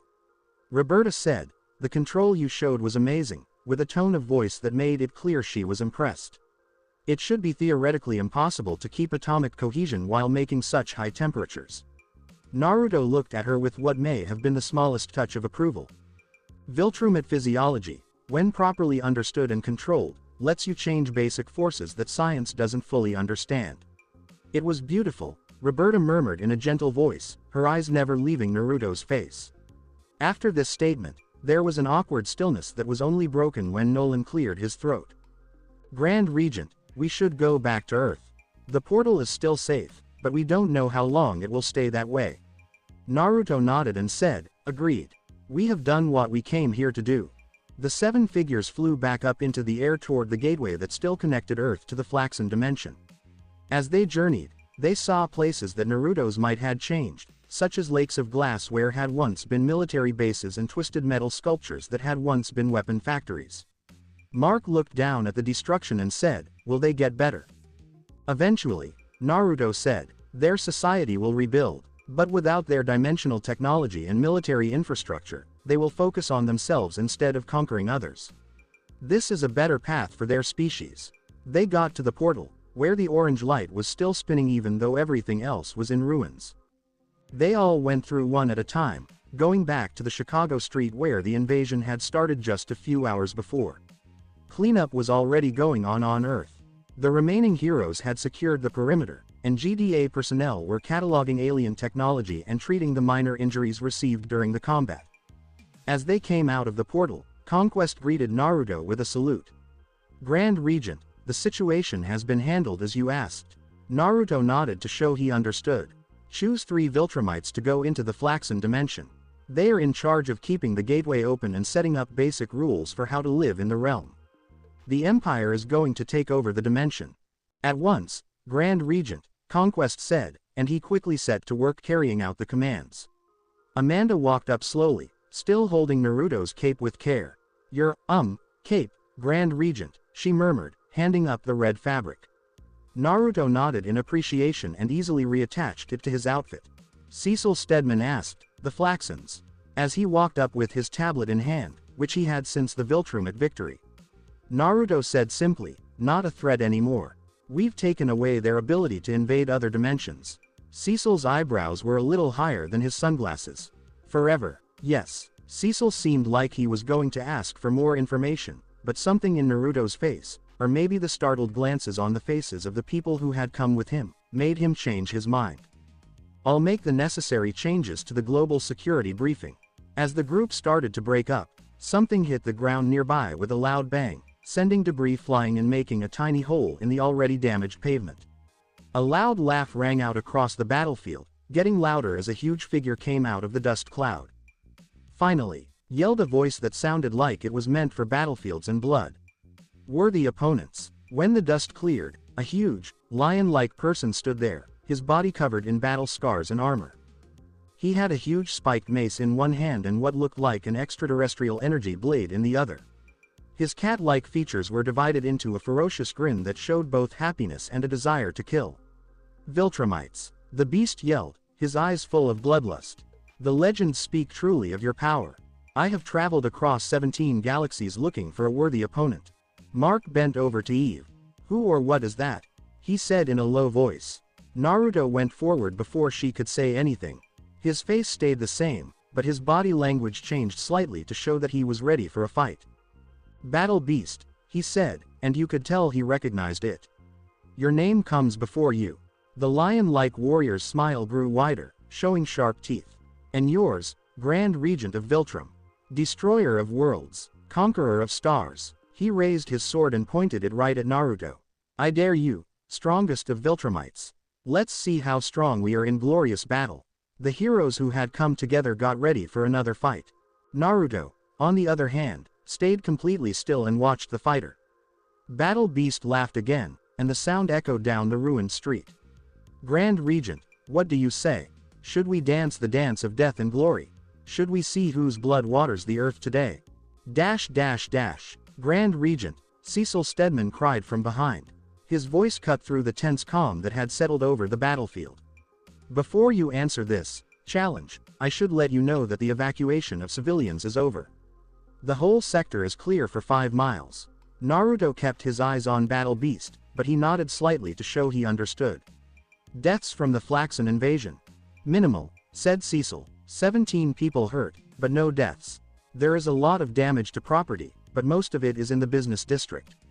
Naruto said, okay, and then he spoke to the heroes who were there. Get back to a safe distance. This fight isn't your problem. The sound of Battle Beast's laughter was like distant thunder. Wise, your subordinates would only get in the way of our glorious battle. Anissa moved forward. Grand Regent, with all due respect. Withdraw, Naruto said again, and his voice made it clear that there was no room for discussion. Watch if you want, but do it from a safe distance. The heroes looked at each other, not wanting to do it but knowing they had to. They flew up one by one, making a circle high above the battlefield. Eve and Roberta worked together to create a platform for observation that was safely out of the way of any possible fighting. The Guardians and Teen Team all stood atop it, their faces showing a range of emotions from worry to interest. The Immortal said, "This is interesting," and his gaze stayed on the 2 people below. I've never seen Naruto take on a direct challenge before. Battle Beast's reputation is legendary, Conquest said, his scarred face showing no emotion. People talk about him with respect, even among Viltrumites. He's a warrior whose only job is to fight and who has never lost. Until today, Anissa said with full confidence. Naruto took off his cape again and gave it to Nolan, who was still there. Bring this to a safe place, he said. I would like it to stay the way it is. It was left behind for a reason. Nolan nodded and took the red fabric. Then he soared up to the observation deck to join the others. Battle Beast watched this conversation with mounting impatience. His huge body shook with barely restrained bloodlust. Stop the ceremony, he yelled, throwing his weapons to the ground with a loud clatter. Let's see how strong we are, flesh against flesh, like real warriors. Naruto turned to look at him, but his face was blank. He said, you want to challenge the Grand Regent of Viltrum, not as a question but as a confirmation. Do you know what this means? Battle Beast yelled, it means glory. His teeth shone in a ferocious grin. It means putting myself up against the so-called strongest being in the known universe. What could be a greater honor? Very well, Naruto responded, getting ready for a fight in a way that looked casual at first. Start. Battle Beast didn't think twice. He roared and broke the last windows in the area before launching himself at Naruto, closing the gap between them in a flash. Battle Beast's legendary strength hit Naruto's face solidly with his fist. It was a strike that would have crushed mountains. Naruto's head jerked to the side when he hit something, but his body stayed still, with his feet firmly planted on the cracked asphalt. He turned his face back toward Battle Beast slowly and on purpose. There was a little line of blood coming from the corner of his mouth. It was only a split lip. Battle Beast's eyes got bigger in shock and then smaller in ferocious joy. Yes, he yelled. Finally, a worthy opponent. The heroes who had gathered on the observation platform gazed in shock and quiet. Mark murmured, he heard Naruto, and you could tell he didn't believe it. Nobody has ever even touched him before. Just a little hurt, Anissa said, but her stiff stance showed that she was surprised. Not important. Naruto put his palm to his mouth and touched the blood with a look that could have been interest. Then, something strange happened. The corner of his mouth moved up in what could only be called a smile. Naruto said, interesting, and people above could hear him well. It's been a long time since I tasted my own blood. Battle Beast's smile got bigger. And you will taste a lot more before we're done, Grand Regent. This is just the first note of our symphony of violence. Naruto's body language changed from passive to engaged when he modified his stance slightly. Maybe, he said. Let's find out. Battle Beast charged again, this time to get the huge mace he had dropped earlier. He picked up the sword and swung it at Naruto's midsection in one smooth stroke. The spiked head whistled through the air with enough force to break moons. Naruto moved to the side, and the mace came within a few millimeters of his stomach. As the weapon finished its arc and Battle Beast was momentarily extended, Naruto hit him with a single, accurate punch to the ribs that sounded like a sonic boom. Battle Beast growled and was sent back several feet by the blow. His claws dug into the pavement as he stayed on his feet. His eyes lit up with fierce excitement instead of agony. Good, he said angrily, but not enough. He hit back with a combo move, swinging the mace horizontally while also slicing Naruto's face with his claws. The Viltrumite evaded both assaults and then hit Battle Beast with an uppercut that lifted the huge warrior several feet off the ground. Naruto hit Battle Beast's torso with a quick flurry of punches before he could recover. Each punch hit exactly where it was supposed to, hitting nerve clusters and weak spots with the knowledge he had garnered from thousands of years of fighting. Any average opponent would have been knocked out right away. Battle Beast just took the hits. Naruto was taken off guard when he headbutted him back. Their foreheads hit each other with enough force to make a shockwave that broke up the asphalt below them. Naruto's eyes widened for the first time, not because he was in agony but because he was surprised. Battle Beast took advantage of the situation by dropping his mace and grabbing Naruto in a bear hug. His huge arms were so strong that they could smash planets. "Feel my strength, Viltrumite," he yelled, squeezing with all his might. Naruto's answer was quick and clear. He put both of his arms between Battle Beast's and let go of his grip. Naruto hit the warrior's sternum with the heel of his palm, which made enough space for a spinning kick that sent Battle Beast crashing through a building nearby. The structure fell around the lion-like fighter, burying him in concrete and steel for a short time. Battle Beast came out of the rubble seconds later, carrying his energy blade, which blazed with an otherworldly light when he turned it on. "Good technique," Battle Beast said, blood dripping from a wound above his eye. "But how will you do against this?" He lunged forward, and the energy blade cut through the air. Naruto just missed the first stroke, and the energy field around the blade ripped through the fabric of his uniform as it passed. The second slash came right after the first, as part of a complicated attack sequence that prompted Naruto to defend himself. The Grand Regent moved with smooth grace, making sure that each move gave the enemy the smallest possible target area while still being in the best position to respond. He dodged 12 slashes in a row, carefully watching Battle Beast's moves with an analytical eye. "Your bladework is amazing," Naruto said, his voice showing no signs of stress even though the fight was very intense. "You've learned the martial arts from many different worlds. 17 galaxies worth of combat knowledge," Battle Beast said proudly, as he kept attacking without stopping. As it slashed through the air, the energy blade made a humming and crackling sound. Each strike came within a few inches of Naruto's torso. Naruto waited for a certain attack to happen again before he acted. Battle Beast swung his sword diagonally, and Naruto perfectly timed his counter. He stepped inside the warrior's guard and hit his wrist with just the right amount of force, hitting the nerve cluster that controls fine motor function. Battle Beast's grasp on the energy sword slipped for a moment, just long enough for Naruto to grab it. He turned it around with a twist of his wrist, and now he was clutching the alien technology with the ease of someone who had mastered every weapon form in existence. 17 galaxies, Naruto remarked, looking at the blade with some interest. "I've won over thousands." He turned off the weapon and threw it away, making it plain that he didn't need any help against his opponent. Battle Beast roared with approval. He said, "As it should be. One warrior's strength against another's." He charged again, this time with his mace in both hands. The weapon became blurry as he swung it in complicated ways that were meant to overwhelm any resistance by being so fast and unpredictable. Naruto faced the attack head-on, using his hands to block the mace's blows. When a force that was almost impossible to stop hit an item that was almost impossible to move, it made a loud noise. The energy that was being transmitted caused the ground beneath them to crack and break apart, with each exchange sending forth a spider web of fractures. The other people on the observation deck were amazed as the battle got worse. Eve replied, "I've never seen anyone match Naruto's speed before." She was still shocked, even though she knew she hadn't known the Grand Regent for very long. This was because another shockwave hit them, bolstering the molecular shields that were safeguarding their location. Battle Beast is using all of his powers, Conquest said, fighting with a sense of urgency because he knows this is his last chance. The fighting below had changed in some way. Battle Beast now had all of his weapons, including his mace and energy blade. He used them together to make a storm of attacks that would have been too much for any weaker opponent. Naruto sped up his own pace, making his movements faster and smoother. He avoided the mace's crushing weight while also blocking the energy blade's deadly edge with perfectly timed forearm deflections that used the blade's own speed against it. Naruto had to block straight since the mace swung so hard that his arm hit the weapon's shaft with a crack that could be heard all over the battlefield. Naruto used the point of contact as leverage to fling Battle Beast, changing his direction and sending him crashing through another structure.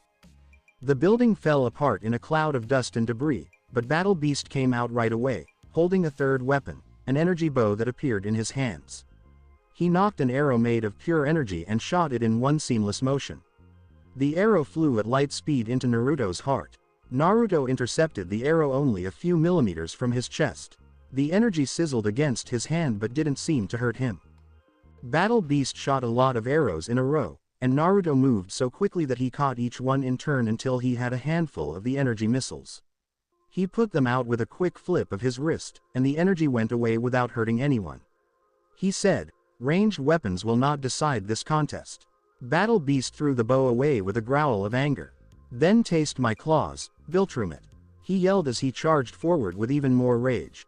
He changed the way he attacked, using the natural weapons he was born with, which he was most skilled with. His claws were sharper than the sharpest swords and harder than the strongest metals. They sliced at Naruto in patterns that were meant to overwhelm him with the sheer number of blows. Some of these attacks worked for the first time. Battle Beast's claws ripped through Naruto's thick Viltrumite muscular tissue, leaving 5 parallel gashes on his chest. Another slice hit Naruto's shoulder, and a third drew blood from his forearm as he stopped a blow intended for his throat. These wounds weren't very deep by Viltrumite standards, but they were something new. Battle Beast was actually hitting the Grand Regent in a way that mattered. Naruto's face shifted a little, and a look of delight crossed his face. His chest and arm wounds were already starting to heal faster because he had better control over his smart atoms, but the fact that they had been hurt at all seemed to wake something up in him. "Better," he said, and his voice showed that he liked it. "Your natural weapons work better than the ones you made." Battle Beast took advantage of the situation by using claw attacks, hard kicks, and headbutts, with one attack leading into the next. Naruto fought him back with the same moves, now completely focused on the fight. His counterattacks got increasingly violent and accurate. He hit nerve clusters with his palms, vulnerable joints with his elbows, and pressure spots with his knees that would have knocked out any regular opponent. Battle Beast nonetheless took these hits like he always did, with amazing resilience, and his body was able to react to the damage right away. When Naruto hit a weak spot, Battle Beast's muscles would automatically stiffen up to protect it on the next hit, making the Grand Regent have to constantly modify his aim. Naruto jumped into the air, and Battle Beast followed with a strong leap that brought him to the same height. They fought above the broken street, and every hit made a sound that shattered windows for blocks in every direction. Naruto could change course quickly since he had better control of his flight. This let him attack from unexpected angles. Battle Beast made up for his lack of skill with brute force and a natural knack for fighting, utilizing Naruto's own speed against him wherever he could. As Naruto launched a diving attack, Battle Beast confronted it directly, their collisions generating shockwaves that were clearly visible. The Grand Regent showcased the distinctive Viltrumite capability to generate leverage in midair, allowing for directional changes without the need for surfaces. He would come to an immediate halt at full speed, then accelerate in a different direction without the typical push-off required. Battle Beast leveraged this advantage by anticipating Naruto's movements, strategically positioning himself to intercept rather than pursue. As Naruto performed a sophisticated aerial maneuver intended to launch an attack from behind, Battle Beast was already pivoting to confront him, his mace striking decisively against Naruto's shoulder. The force propelled Naruto through the air, yet he regained his composure almost immediately. For a brief moment, an expression resembling surprise appeared on his face. "You predicted my vector change," Naruto noted as they hovered in front of one another. It is unlikely that many individuals could have anticipated that movement. Battle Beast displayed a fierce grin, revealing his formidable fangs. While I may lack experience in combating Viltrumites, my intelligence should not be underestimated. Your flight patterns exhibit nuances that are subtle yet discernible to those with the expertise to interpret them. This revelation appeared to captivate Naruto. He launched another assault, employing a sequence of feints aimed at evaluating Battle Beast's assertion. Every misstep was addressed with precise counters, demonstrating that the Leonine warrior possessed an impressive ability to interpret Viltrumite flight patterns with exceptional accuracy. The aerial engagement persisted, traversing the city through a sequence of intense confrontations. Structures experienced unintended damage as shockwaves propagated from each impact. Naruto, cognizant of the devastation they were inflicting, steered their confrontation towards a spacious city park, where the likelihood of harming civilian infrastructure was reduced. Battle Beast proceeded, seemingly oblivious to the manipulation at play, his attention fully devoted to the exhilaration of engaging with a formidable adversary. Within the expansive area of the park, their confrontation escalated significantly. Naruto performed a diving attack, which Battle Beast countered with an upward swing of his mace. The weapons were linked to Naruto's forearm, designed to eliminate anyone who was not him. In response, Naruto utilized the force of the impact to gain an advantage, executing a spin to deliver a precise kick that struck Battle Beast directly in the chest. The Leonine warrior was forcefully driven into the ground, resulting in a crater measuring 20 feet in width. He ascended promptly, propelling himself back into the air with a powerful roar, his energy blade ignited and striking towards the Viltrumite. Naruto skillfully evaded the blade, as he always did, with mere millimeters separating him from the slash. Each movement was meticulously calculated to minimize effort while ensuring optimal positioning for a counterattack. As Battle Beast overextended during a bold attack, Naruto capitalized on the opportunity, executing a precise palm strike to the warrior's sternum that resulted in a distinct cracking sound. Battle Beast withstood the impact without hesitation, countering with a headbutt that took Naruto off guard. Their skulls collided with immense force, generating a shockwave that leveled trees for 100 yards in all directions. For the first time, Naruto exhibited a response that could be interpreted as discomfort, a subtle narrowing of his eyes, accompanied by a brief tightening of his jaw. He placed his hand on his forehead, discovering a minor laceration where Battle Beast's brow ridge had made contact with his own. Second blood, Battle Beast remarked with intense satisfaction, having successfully landed a genuine hit that was not merely a diversion from a more devastating blow. The day continues to become increasingly splendid. Naruto's expression transformed, revealing a hint of authentic enjoyment on his face. Certainly, he acknowledged. Your combat skills are impressive, Beast of the Stars. The praise appeared to ignite the warrior's fervor for battle. He launched his attack with renewed vigor. Naruto confronted him with equal intensity, his movements becoming increasingly fluid and engaged. For the first time, the observers witnessed him engaging not with the detached strategy of a military leader, but with the intensity of a genuine warrior. Their conflict altered the park into a landscape marked by craters and displaced trees. The terrain was altered by the forces exerted upon it, resulting in a new topography shaped by the impacts of their interactions. Following almost an hour of sustained engagement, neither exhibited any indications of weariness. Battle Beast's white fur was stained with blood from numerous wounds, yet his attacks continued to exhibit the same power as when they first commenced. Naruto's uniform exhibited several tears, exposing minor injuries that healed with remarkable speed. In a swift maneuver that surpassed the capabilities of even the most perceptive Viltrumites, Naruto took the initiative. He executed a feint with a right cross that prompted Battle Beast to respond, then swiftly altered his approach, delivering a powerful left fist strike to the warrior's solar plexus. The force expelled the air from Battle Beast's lungs, creating a brief opportunity that Naruto seized upon. A series of precise strikes ensued, an elbow to the jaw, a knee to the ribs, a palm strike to the sternum, each targeting vulnerable areas effectively. Battle Beast reeled backward, briefly taken aback by the onslaught. Naruto seized the opportunity, delivering a spinning kick that struck Battle Beast's temple, resulting in the warrior plummeting to the ground and creating a crater 30 feet deep. Before he had the chance to regain his composure, Naruto swiftly approached, restraining him to the ground with a firm hand placed on his chest. Battle Beast exerted himself, his renowned strength tested against Naruto's steadfast hold. Please observe, Naruto stated, his voice resonating with the audience above. The distinction that sets us apart. Using his free hand, Naruto showcased an unprecedented display that left all observers in awe. His hand started to vibrate at an astonishing speed, the molecules of his flesh accelerating to the extent that they transformed into a blur of motion. Then, unexpectedly, his hand moved through Battle Beast's chest as if the warrior's torso were merely an illusion. Battle Beast's eyes widened in disbelief and fury as Naruto's hand seamlessly passed through his body, penetrating flesh and bone without encountering any resistance. Within Battle Beast's chest cavity, Naruto permitted his hand to solidify sufficiently to engage with physical matter. With precision, he encircled his fingers around the warrior's heart, applying a measured pressure, not sufficient to inflict harm, merely enough to convey his dominance. "I could terminate your existence in a moment," Naruto asserted, his tone composed.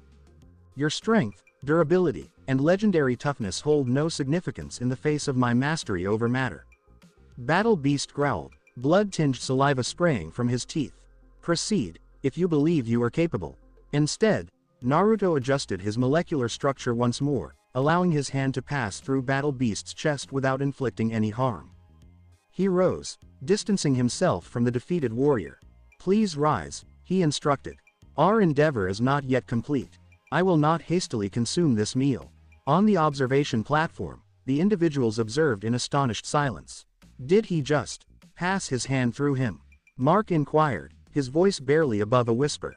"Molecular vibration," Roberta articulated, her analytical mind striving to comprehend the phenomenon she had just observed. "He is enhancing his atomic structure to navigate through the molecules of Battle Beast's body. The level of precision needed is extraordinary. I have not witnessed a Viltrumite exhibit such behavior previously," Nolan remarked, his demeanor reflecting concern. "Not even in the historical documents. No Viltrumite has ever achieved such mastery over their smart atoms," Anissa stated, her voice reflecting a profound respect. "The Grand Regent has surpassed the constraints of our physical capabilities."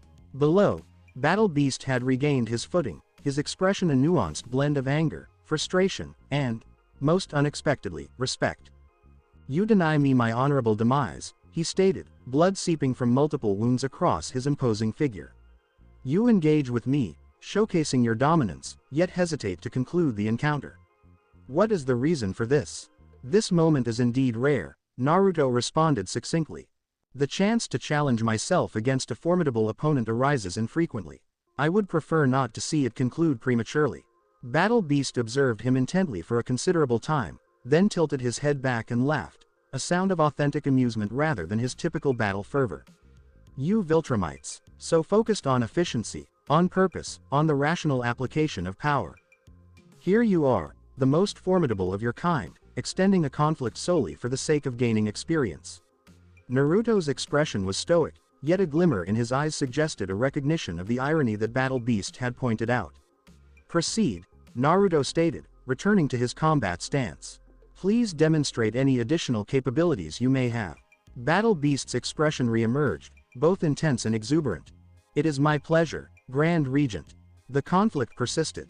Battle Beast retrieved his fallen weapons once more, with Naruto permitting him to wield both the mace and energy blade simultaneously in a flurry of attacks. His approach had progressed during the match, adjusting to Naruto's defenses, discovering new angles and combinations that could potentially breach the Viltrumite's guard. Naruto replied with comparable ingenuity, showcasing his extensive combat experience through the precision of his actions. In the encounter where Battle Beast launched an aggressive assault, Naruto responded with strategic precision and impeccable timing, effectively utilizing his adversary's momentum and mass to his advantage. As Battle Beast delivered a formidable overhead strike with his mace, Naruto skillfully sidestepped at the last moment, causing the weapon to become lodged in the ground. In that fleeting moment of vulnerability, Naruto executed a series of precise elbow strikes to Battle Beast's exposed ribs, each impact resonating with a thunderous sound. Battle Beast relinquished the embedded mace, pivoting to strike at Naruto with his energy blade. The Viltrumite intercepted his wrist during the strike, exerting calculated pressure on the nerve cluster that governs fine motor function. As Battle Beast's grip inadvertently relaxed, Naruto executed a disarm with a precision that would have dislocated the arm of anyone else. Devoid of weaponry, Battle Beast once more depended on his inherent capabilities, claws, fangs, and sheer physical strength. Naruto engaged his opponent, skillfully blocking claw strikes with forearm deflections and countering kicks through precisely timed evasions. He adeptly redirected Battle Beast's considerable strength by employing subtle shifts in position, utilizing the warrior's own momentum to his advantage. The confrontation ascended once again, as Battle Beast propelled himself skyward with a leap that elevated him 50 feet above the ground. Naruto proceeded to follow. They collided in midair, the force generating a resonant thunderclap that reverberated throughout the deserted city. Battle Beast's claws made contact with Naruto's shoulders, inflicting deep wounds that bled profusely for several seconds before the healing process commenced. Naruto responded with a sequence of strikes aimed at Battle Beast's torso. Each impact generated a shockwave perceptible to the naked eye, with the effects resonating throughout Battle Beast's body. The warrior continued to withstand these assaults, his body adapting to the damage in real time. As Naruto targeted a vulnerable point, Battle Beast's muscles instinctively tensed even more than before, preparing to defend against the next exchange. Following an intense confrontation that resulted in both fighters sustaining numerous injuries, they momentarily distanced themselves, maintaining a separation of 100 feet. Battle Beast's chest rose and fell with effort, yet his eyes remained alight with the fervor of combat. Naruto maintained a steady breath, his posture showing no signs of exhaustion. "You demonstrate commendable combat skills, Viltrumite," Battle Beast acknowledged, blood dripping from numerous wounds. "Superior to any experience I have encountered throughout my life." "As do you," Naruto responded, a sense of genuine respect clear in his tone. Only a select few individuals could endure this intensity of combat for such an extended duration. Battle Beast's gaze sharpened, analyzing Naruto with heightened focus. "However, you continue to restrain yourself. I sense it. You impose limitations on your true potential." Naruto acknowledged this fact. "Fully utilizing my capabilities would conclude our conflict too soon. That would be counterproductive. Inefficient." Battle Beast echoed, displaying his fangs in a confident grin. "Do you desire to extend this moment, this unique opportunity of not being completely solitary in your authority?" A fleeting expression crossed Naruto's face, a momentary lapse that unveiled the validity of Battle Beast's observation. Before he could reply, the warrior launched another attack, fueled by a desperation rooted in comprehension. Their confrontation intensified significantly. Battle Beast's attacks intensified in both ferocity and precision, seemingly intent on pushing Naruto to his utmost limits. Naruto reciprocated, his movements accelerating, becoming increasingly fluid and engaged. The observers remained silent, recognizing the significance of the moment, potentially the most remarkable one-on-one combat the universe has ever witnessed since its inception. After what felt like an extended period, though it may have only been a few minutes, time became irrelevant amidst the intensity of the remarkable confrontation. The conclusion arrived abruptly. In a final, decisive maneuver, Battle Beast propelled himself toward Naruto with full force, forsaking all defensive strategies in pursuit of a lethal strike. His claws extended, targeting Naruto's throat. Naruto had the capability to evade the attack with relative ease. He had the capability to phase through it, as he had previously demonstrated. He opted to confront it directly, seizing Battle Beast's wrists at the critical moment, leveraging the warrior's own momentum to his advantage. In a singular, calculated motion, Naruto thrust his fist through Battle Beast's chest, this time not merely phasing, but delivering a punch that fully penetrated the beast's torso. Battle Beast's eyes widened, not in response to pain or fear, but rather with an unusual sense of satisfaction. Blood flowed from the wound and from his mouth as Naruto retracted his hand, now stained with the warrior's lifeblood. "Well struck," Battle Beast exclaimed, managing to stay upright despite the grave injury. "A decisive strike deserving of legendary status." Naruto provided assistance as he started to descend, guiding him to the ground with surprising delicacy. "You performed admirably," he remarked, his tone conveying respect. Battle Beast coughed, blood splattering across his white fur. "My name," he stated, his voice diminishing, "is Thok, son of Zor. Keep it in mind, Grand Regent, when you recount this day." "I will remember, Thok, son of Zor," Naruto vowed, kneeling beside the fallen warrior. "Your name will be documented in the archives of Viltrum, and your battle will be honored as one deserving of the Empire's esteem." Battle Beast, Thok, displayed a grin through bloodied fangs. "I appreciate this remarkable conclusion," he articulated. "I must extend my sincerest apologies."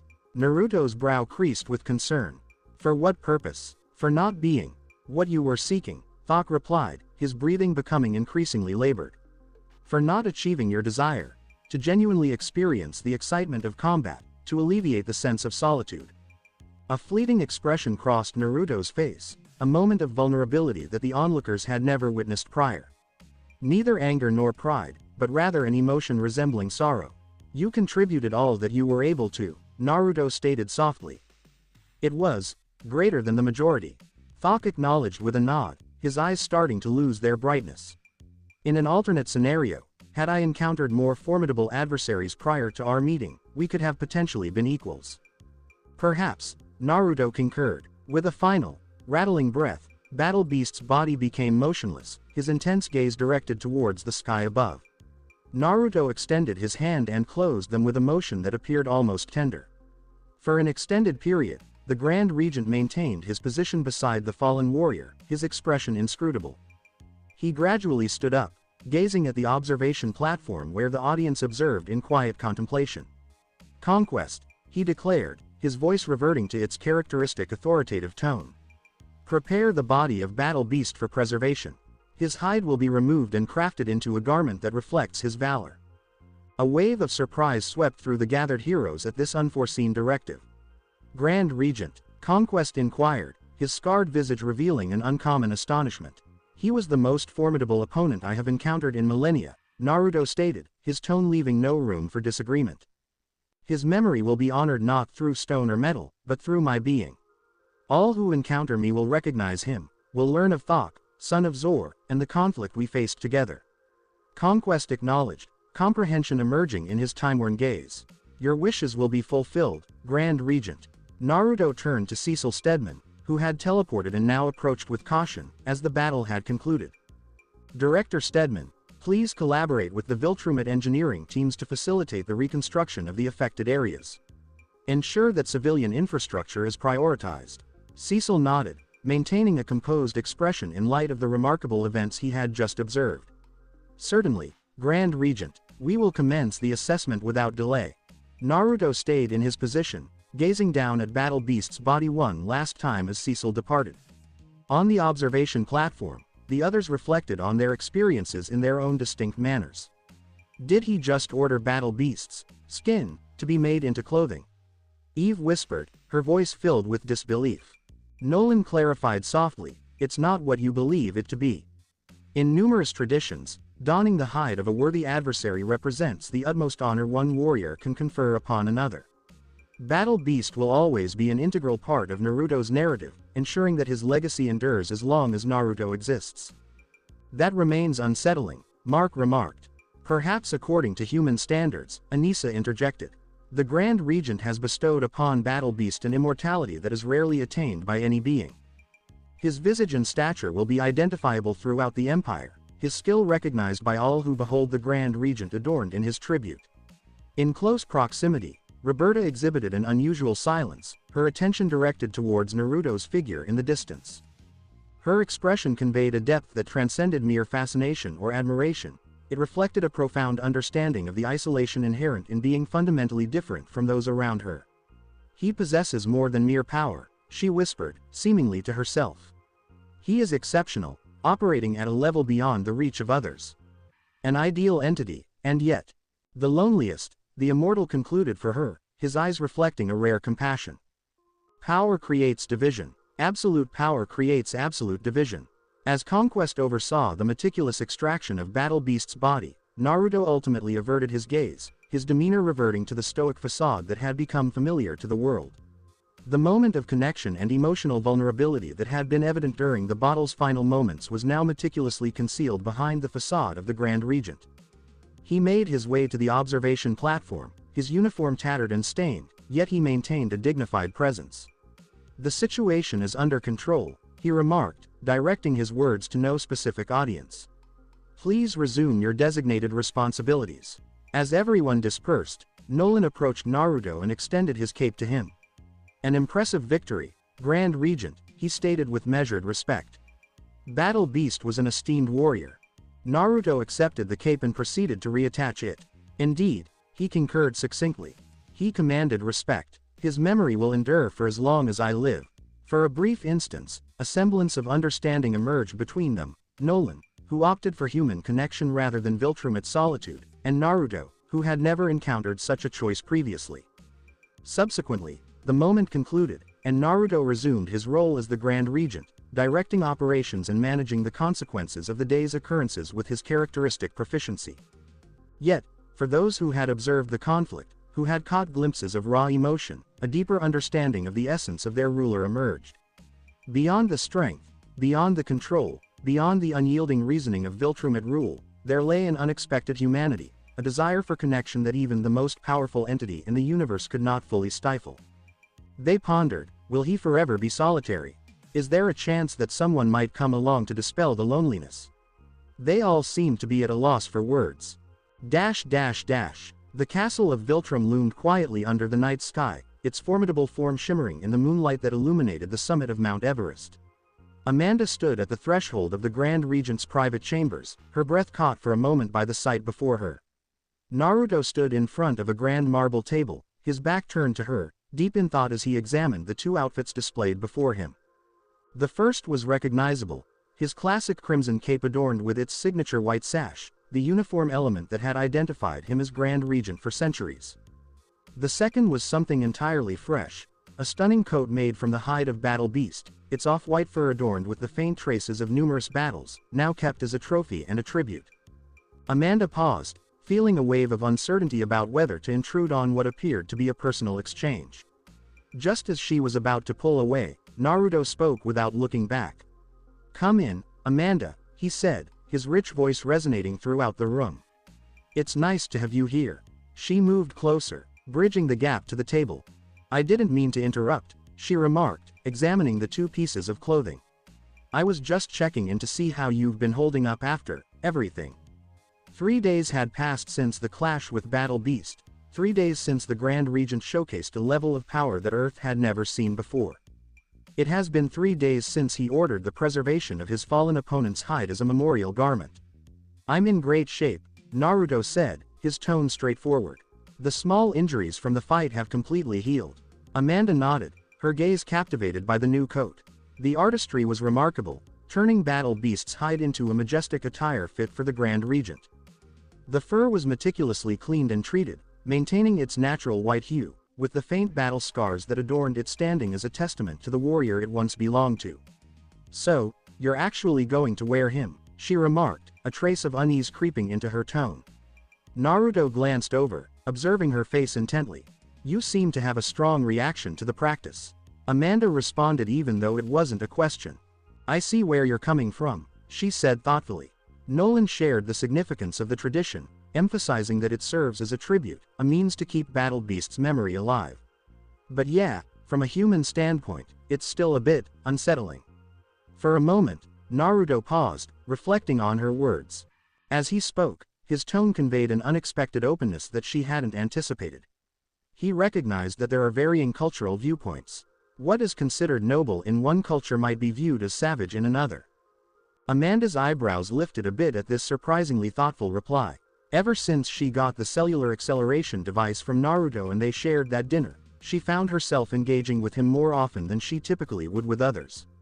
She had been granted permission when she asked him if she could, and a transport was prepared for her at her request. This surprised her immensely when she first made the request, as she feared it might be too presumptuous. She was still adjusting to the subtle shifts in his demeanor, those occasional moments when the cold efficiency of the Grand Regent revealed something more nuanced. She turned her eyes to the vibrant red cape next to the fresh coat. In a spontaneous moment, she extended her hand, gliding her fingers over the texture of the fabric.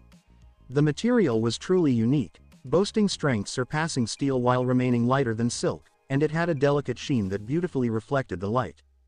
"I think I'll miss this one," she admitted, surprising herself with the realization. "It looked great on you." Naruto watched her intently. "Do you prefer the classic traditional regalia?"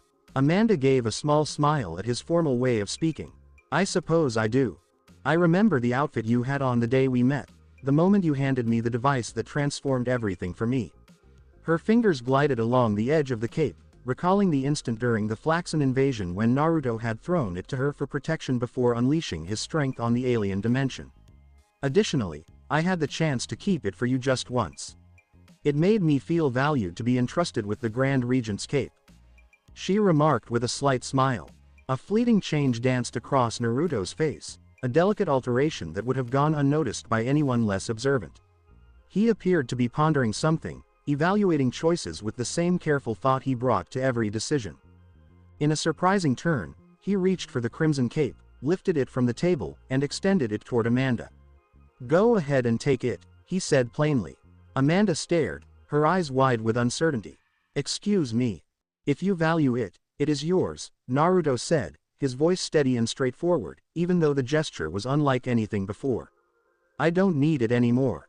Amanda gazed at the presented piece of clothing, momentarily at a loss for words.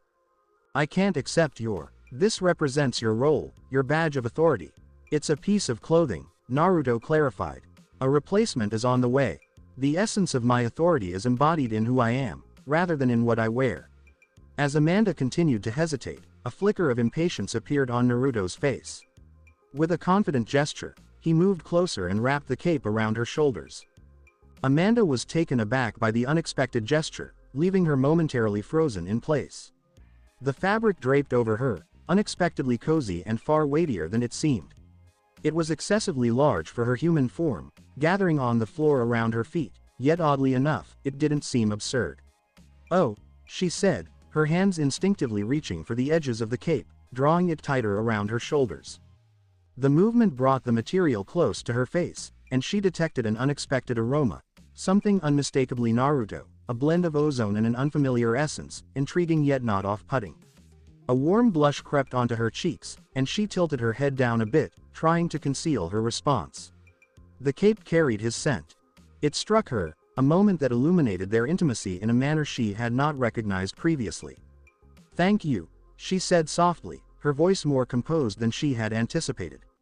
"I will ensure it is well taken care of." Naruto gave a brief nod, then shifted his focus back to the table, appearing oblivious to her response. "This battle beast coat will be my new regalia," he declared, gliding his hand over the white fur. "A reflection on the most impactful battle I have encountered in ages."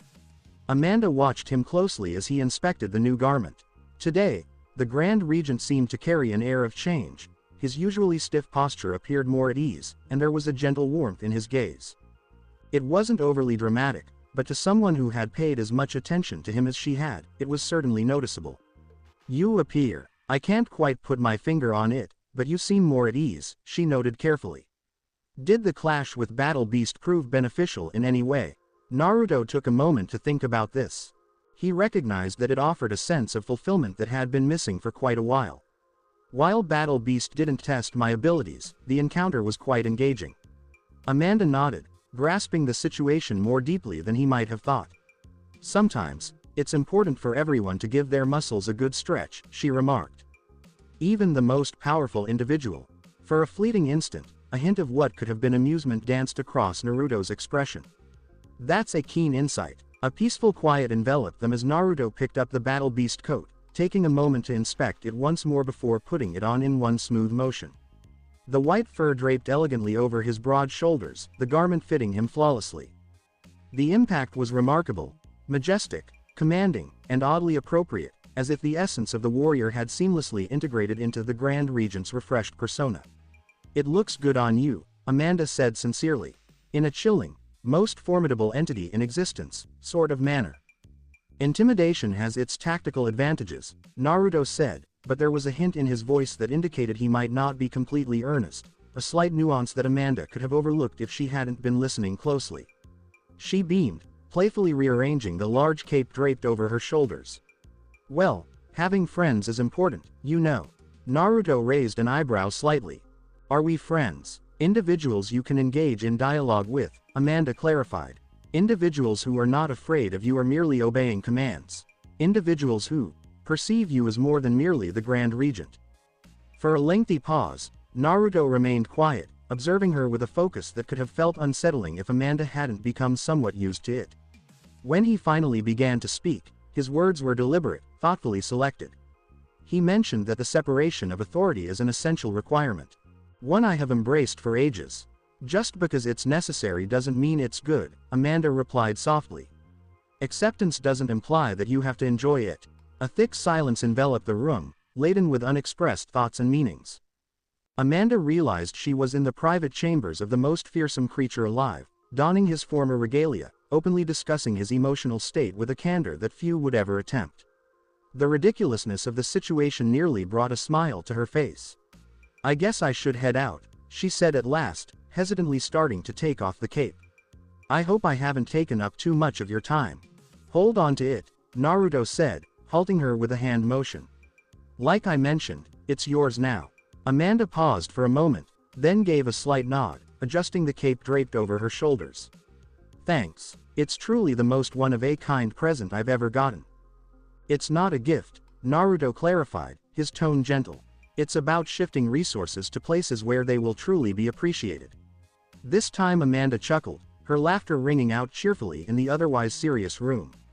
"You see, a lot of folks simply respond with, 'You're welcome.'" A hint of a smile danced at the edge of Naruto's lips. "It's my pleasure, Amanda." As she was about to exit, Amanda hesitated at the threshold, glancing back at the Grand Regent. Wearing his new battle beast coat and sporting a more laid-back attitude, he showcased a transformed persona compared to the cold, calculating leader who initially arrived on Earth. Not softer, exactly, Naruto would never be soft, but perhaps more. She struggled to pinpoint the right word for it. "If you ever feel like chatting," she said, "about anything outside of state matters or Viltrumite issues, I'm here and ready to listen." Naruto tilted his head just a bit, recognizing her offer without clearly saying yes or no. "Your presence has been quite enlightening," he remarked. "Maybe we will have another chance to chat." Amanda smiled, realizing that coming from Naruto, this was essentially an open invitation. "That sounds nice," she replied softly, before walking away, the crimson cape flowing behind her. Once again by himself, Naruto gazed out the expansive window that revealed the world he now possessed. The planet lay beneath him, its lights flickering in the night, countless lives now connected to his leadership. He shifted the battle beast coat, sensing its weight, both tangible and meaningful, resting on his shoulders. The meeting with Amanda was quite surprising. Unexpected. Still, it was not unwelcome. Her viewpoint, influenced by life experiences but free from fear or flattery, provided something unique in his life, authentic engagement that was not weighed down by the pressures of total control. His initial memories indicated that forming such bonds was important, perhaps even essential for a fulfilling life. Through the lessons of his second life, he learned that solitude often follows those who wield power. It seems there might be validity in each viewpoint. As he reflected on this, Naruto found himself tracing the spot where Battle Beast had split his lip, the first injury he had experienced in what felt like ages. The injury had fully mended, showing no signs, but the recollection lingered strongly. For a fleeting instant in that fight, he felt something he had nearly forgotten, the excitement of combat, of being completely immersed in the moment instead of planning several moves ahead. It was fulfilling, in a manner that few experiences could match for someone who had endured as many years as he had. This exchange with Amanda is just as unexpected and captivating in its unique manner. It seemed that Earth offered a greater array of possibilities for those kinds of experiences than he had first thought. It's possible that connecting with this world could offer advantages to Viltrum, and to him, in ways that go beyond just genetic compatibility and resource gathering. Naruto pivoted away from the window and switched on the communication panel. "General Craig," he instructed, "please have the finished analysis on the unopened ready for me." While giving his orders, Naruto's mind wandered for a moment to Amanda and the crimson cape she now wore, a simple act that had sparked an unexpectedly strong reaction. A repurposing of resources according to Viltrumite norms, but still, feels appropriate. It was a sudden urge, something he usually approached with careful consideration of the origins of those instincts before acting on them, yet this time he simply went with it. It felt nice. He craved to experience that feeling again. Stay tuned for more. Thank you for taking the time to listen to this video. I'm thrilled you watched the video. If you enjoyed it, be sure to like and subscribe for even more exciting content coming your way soon.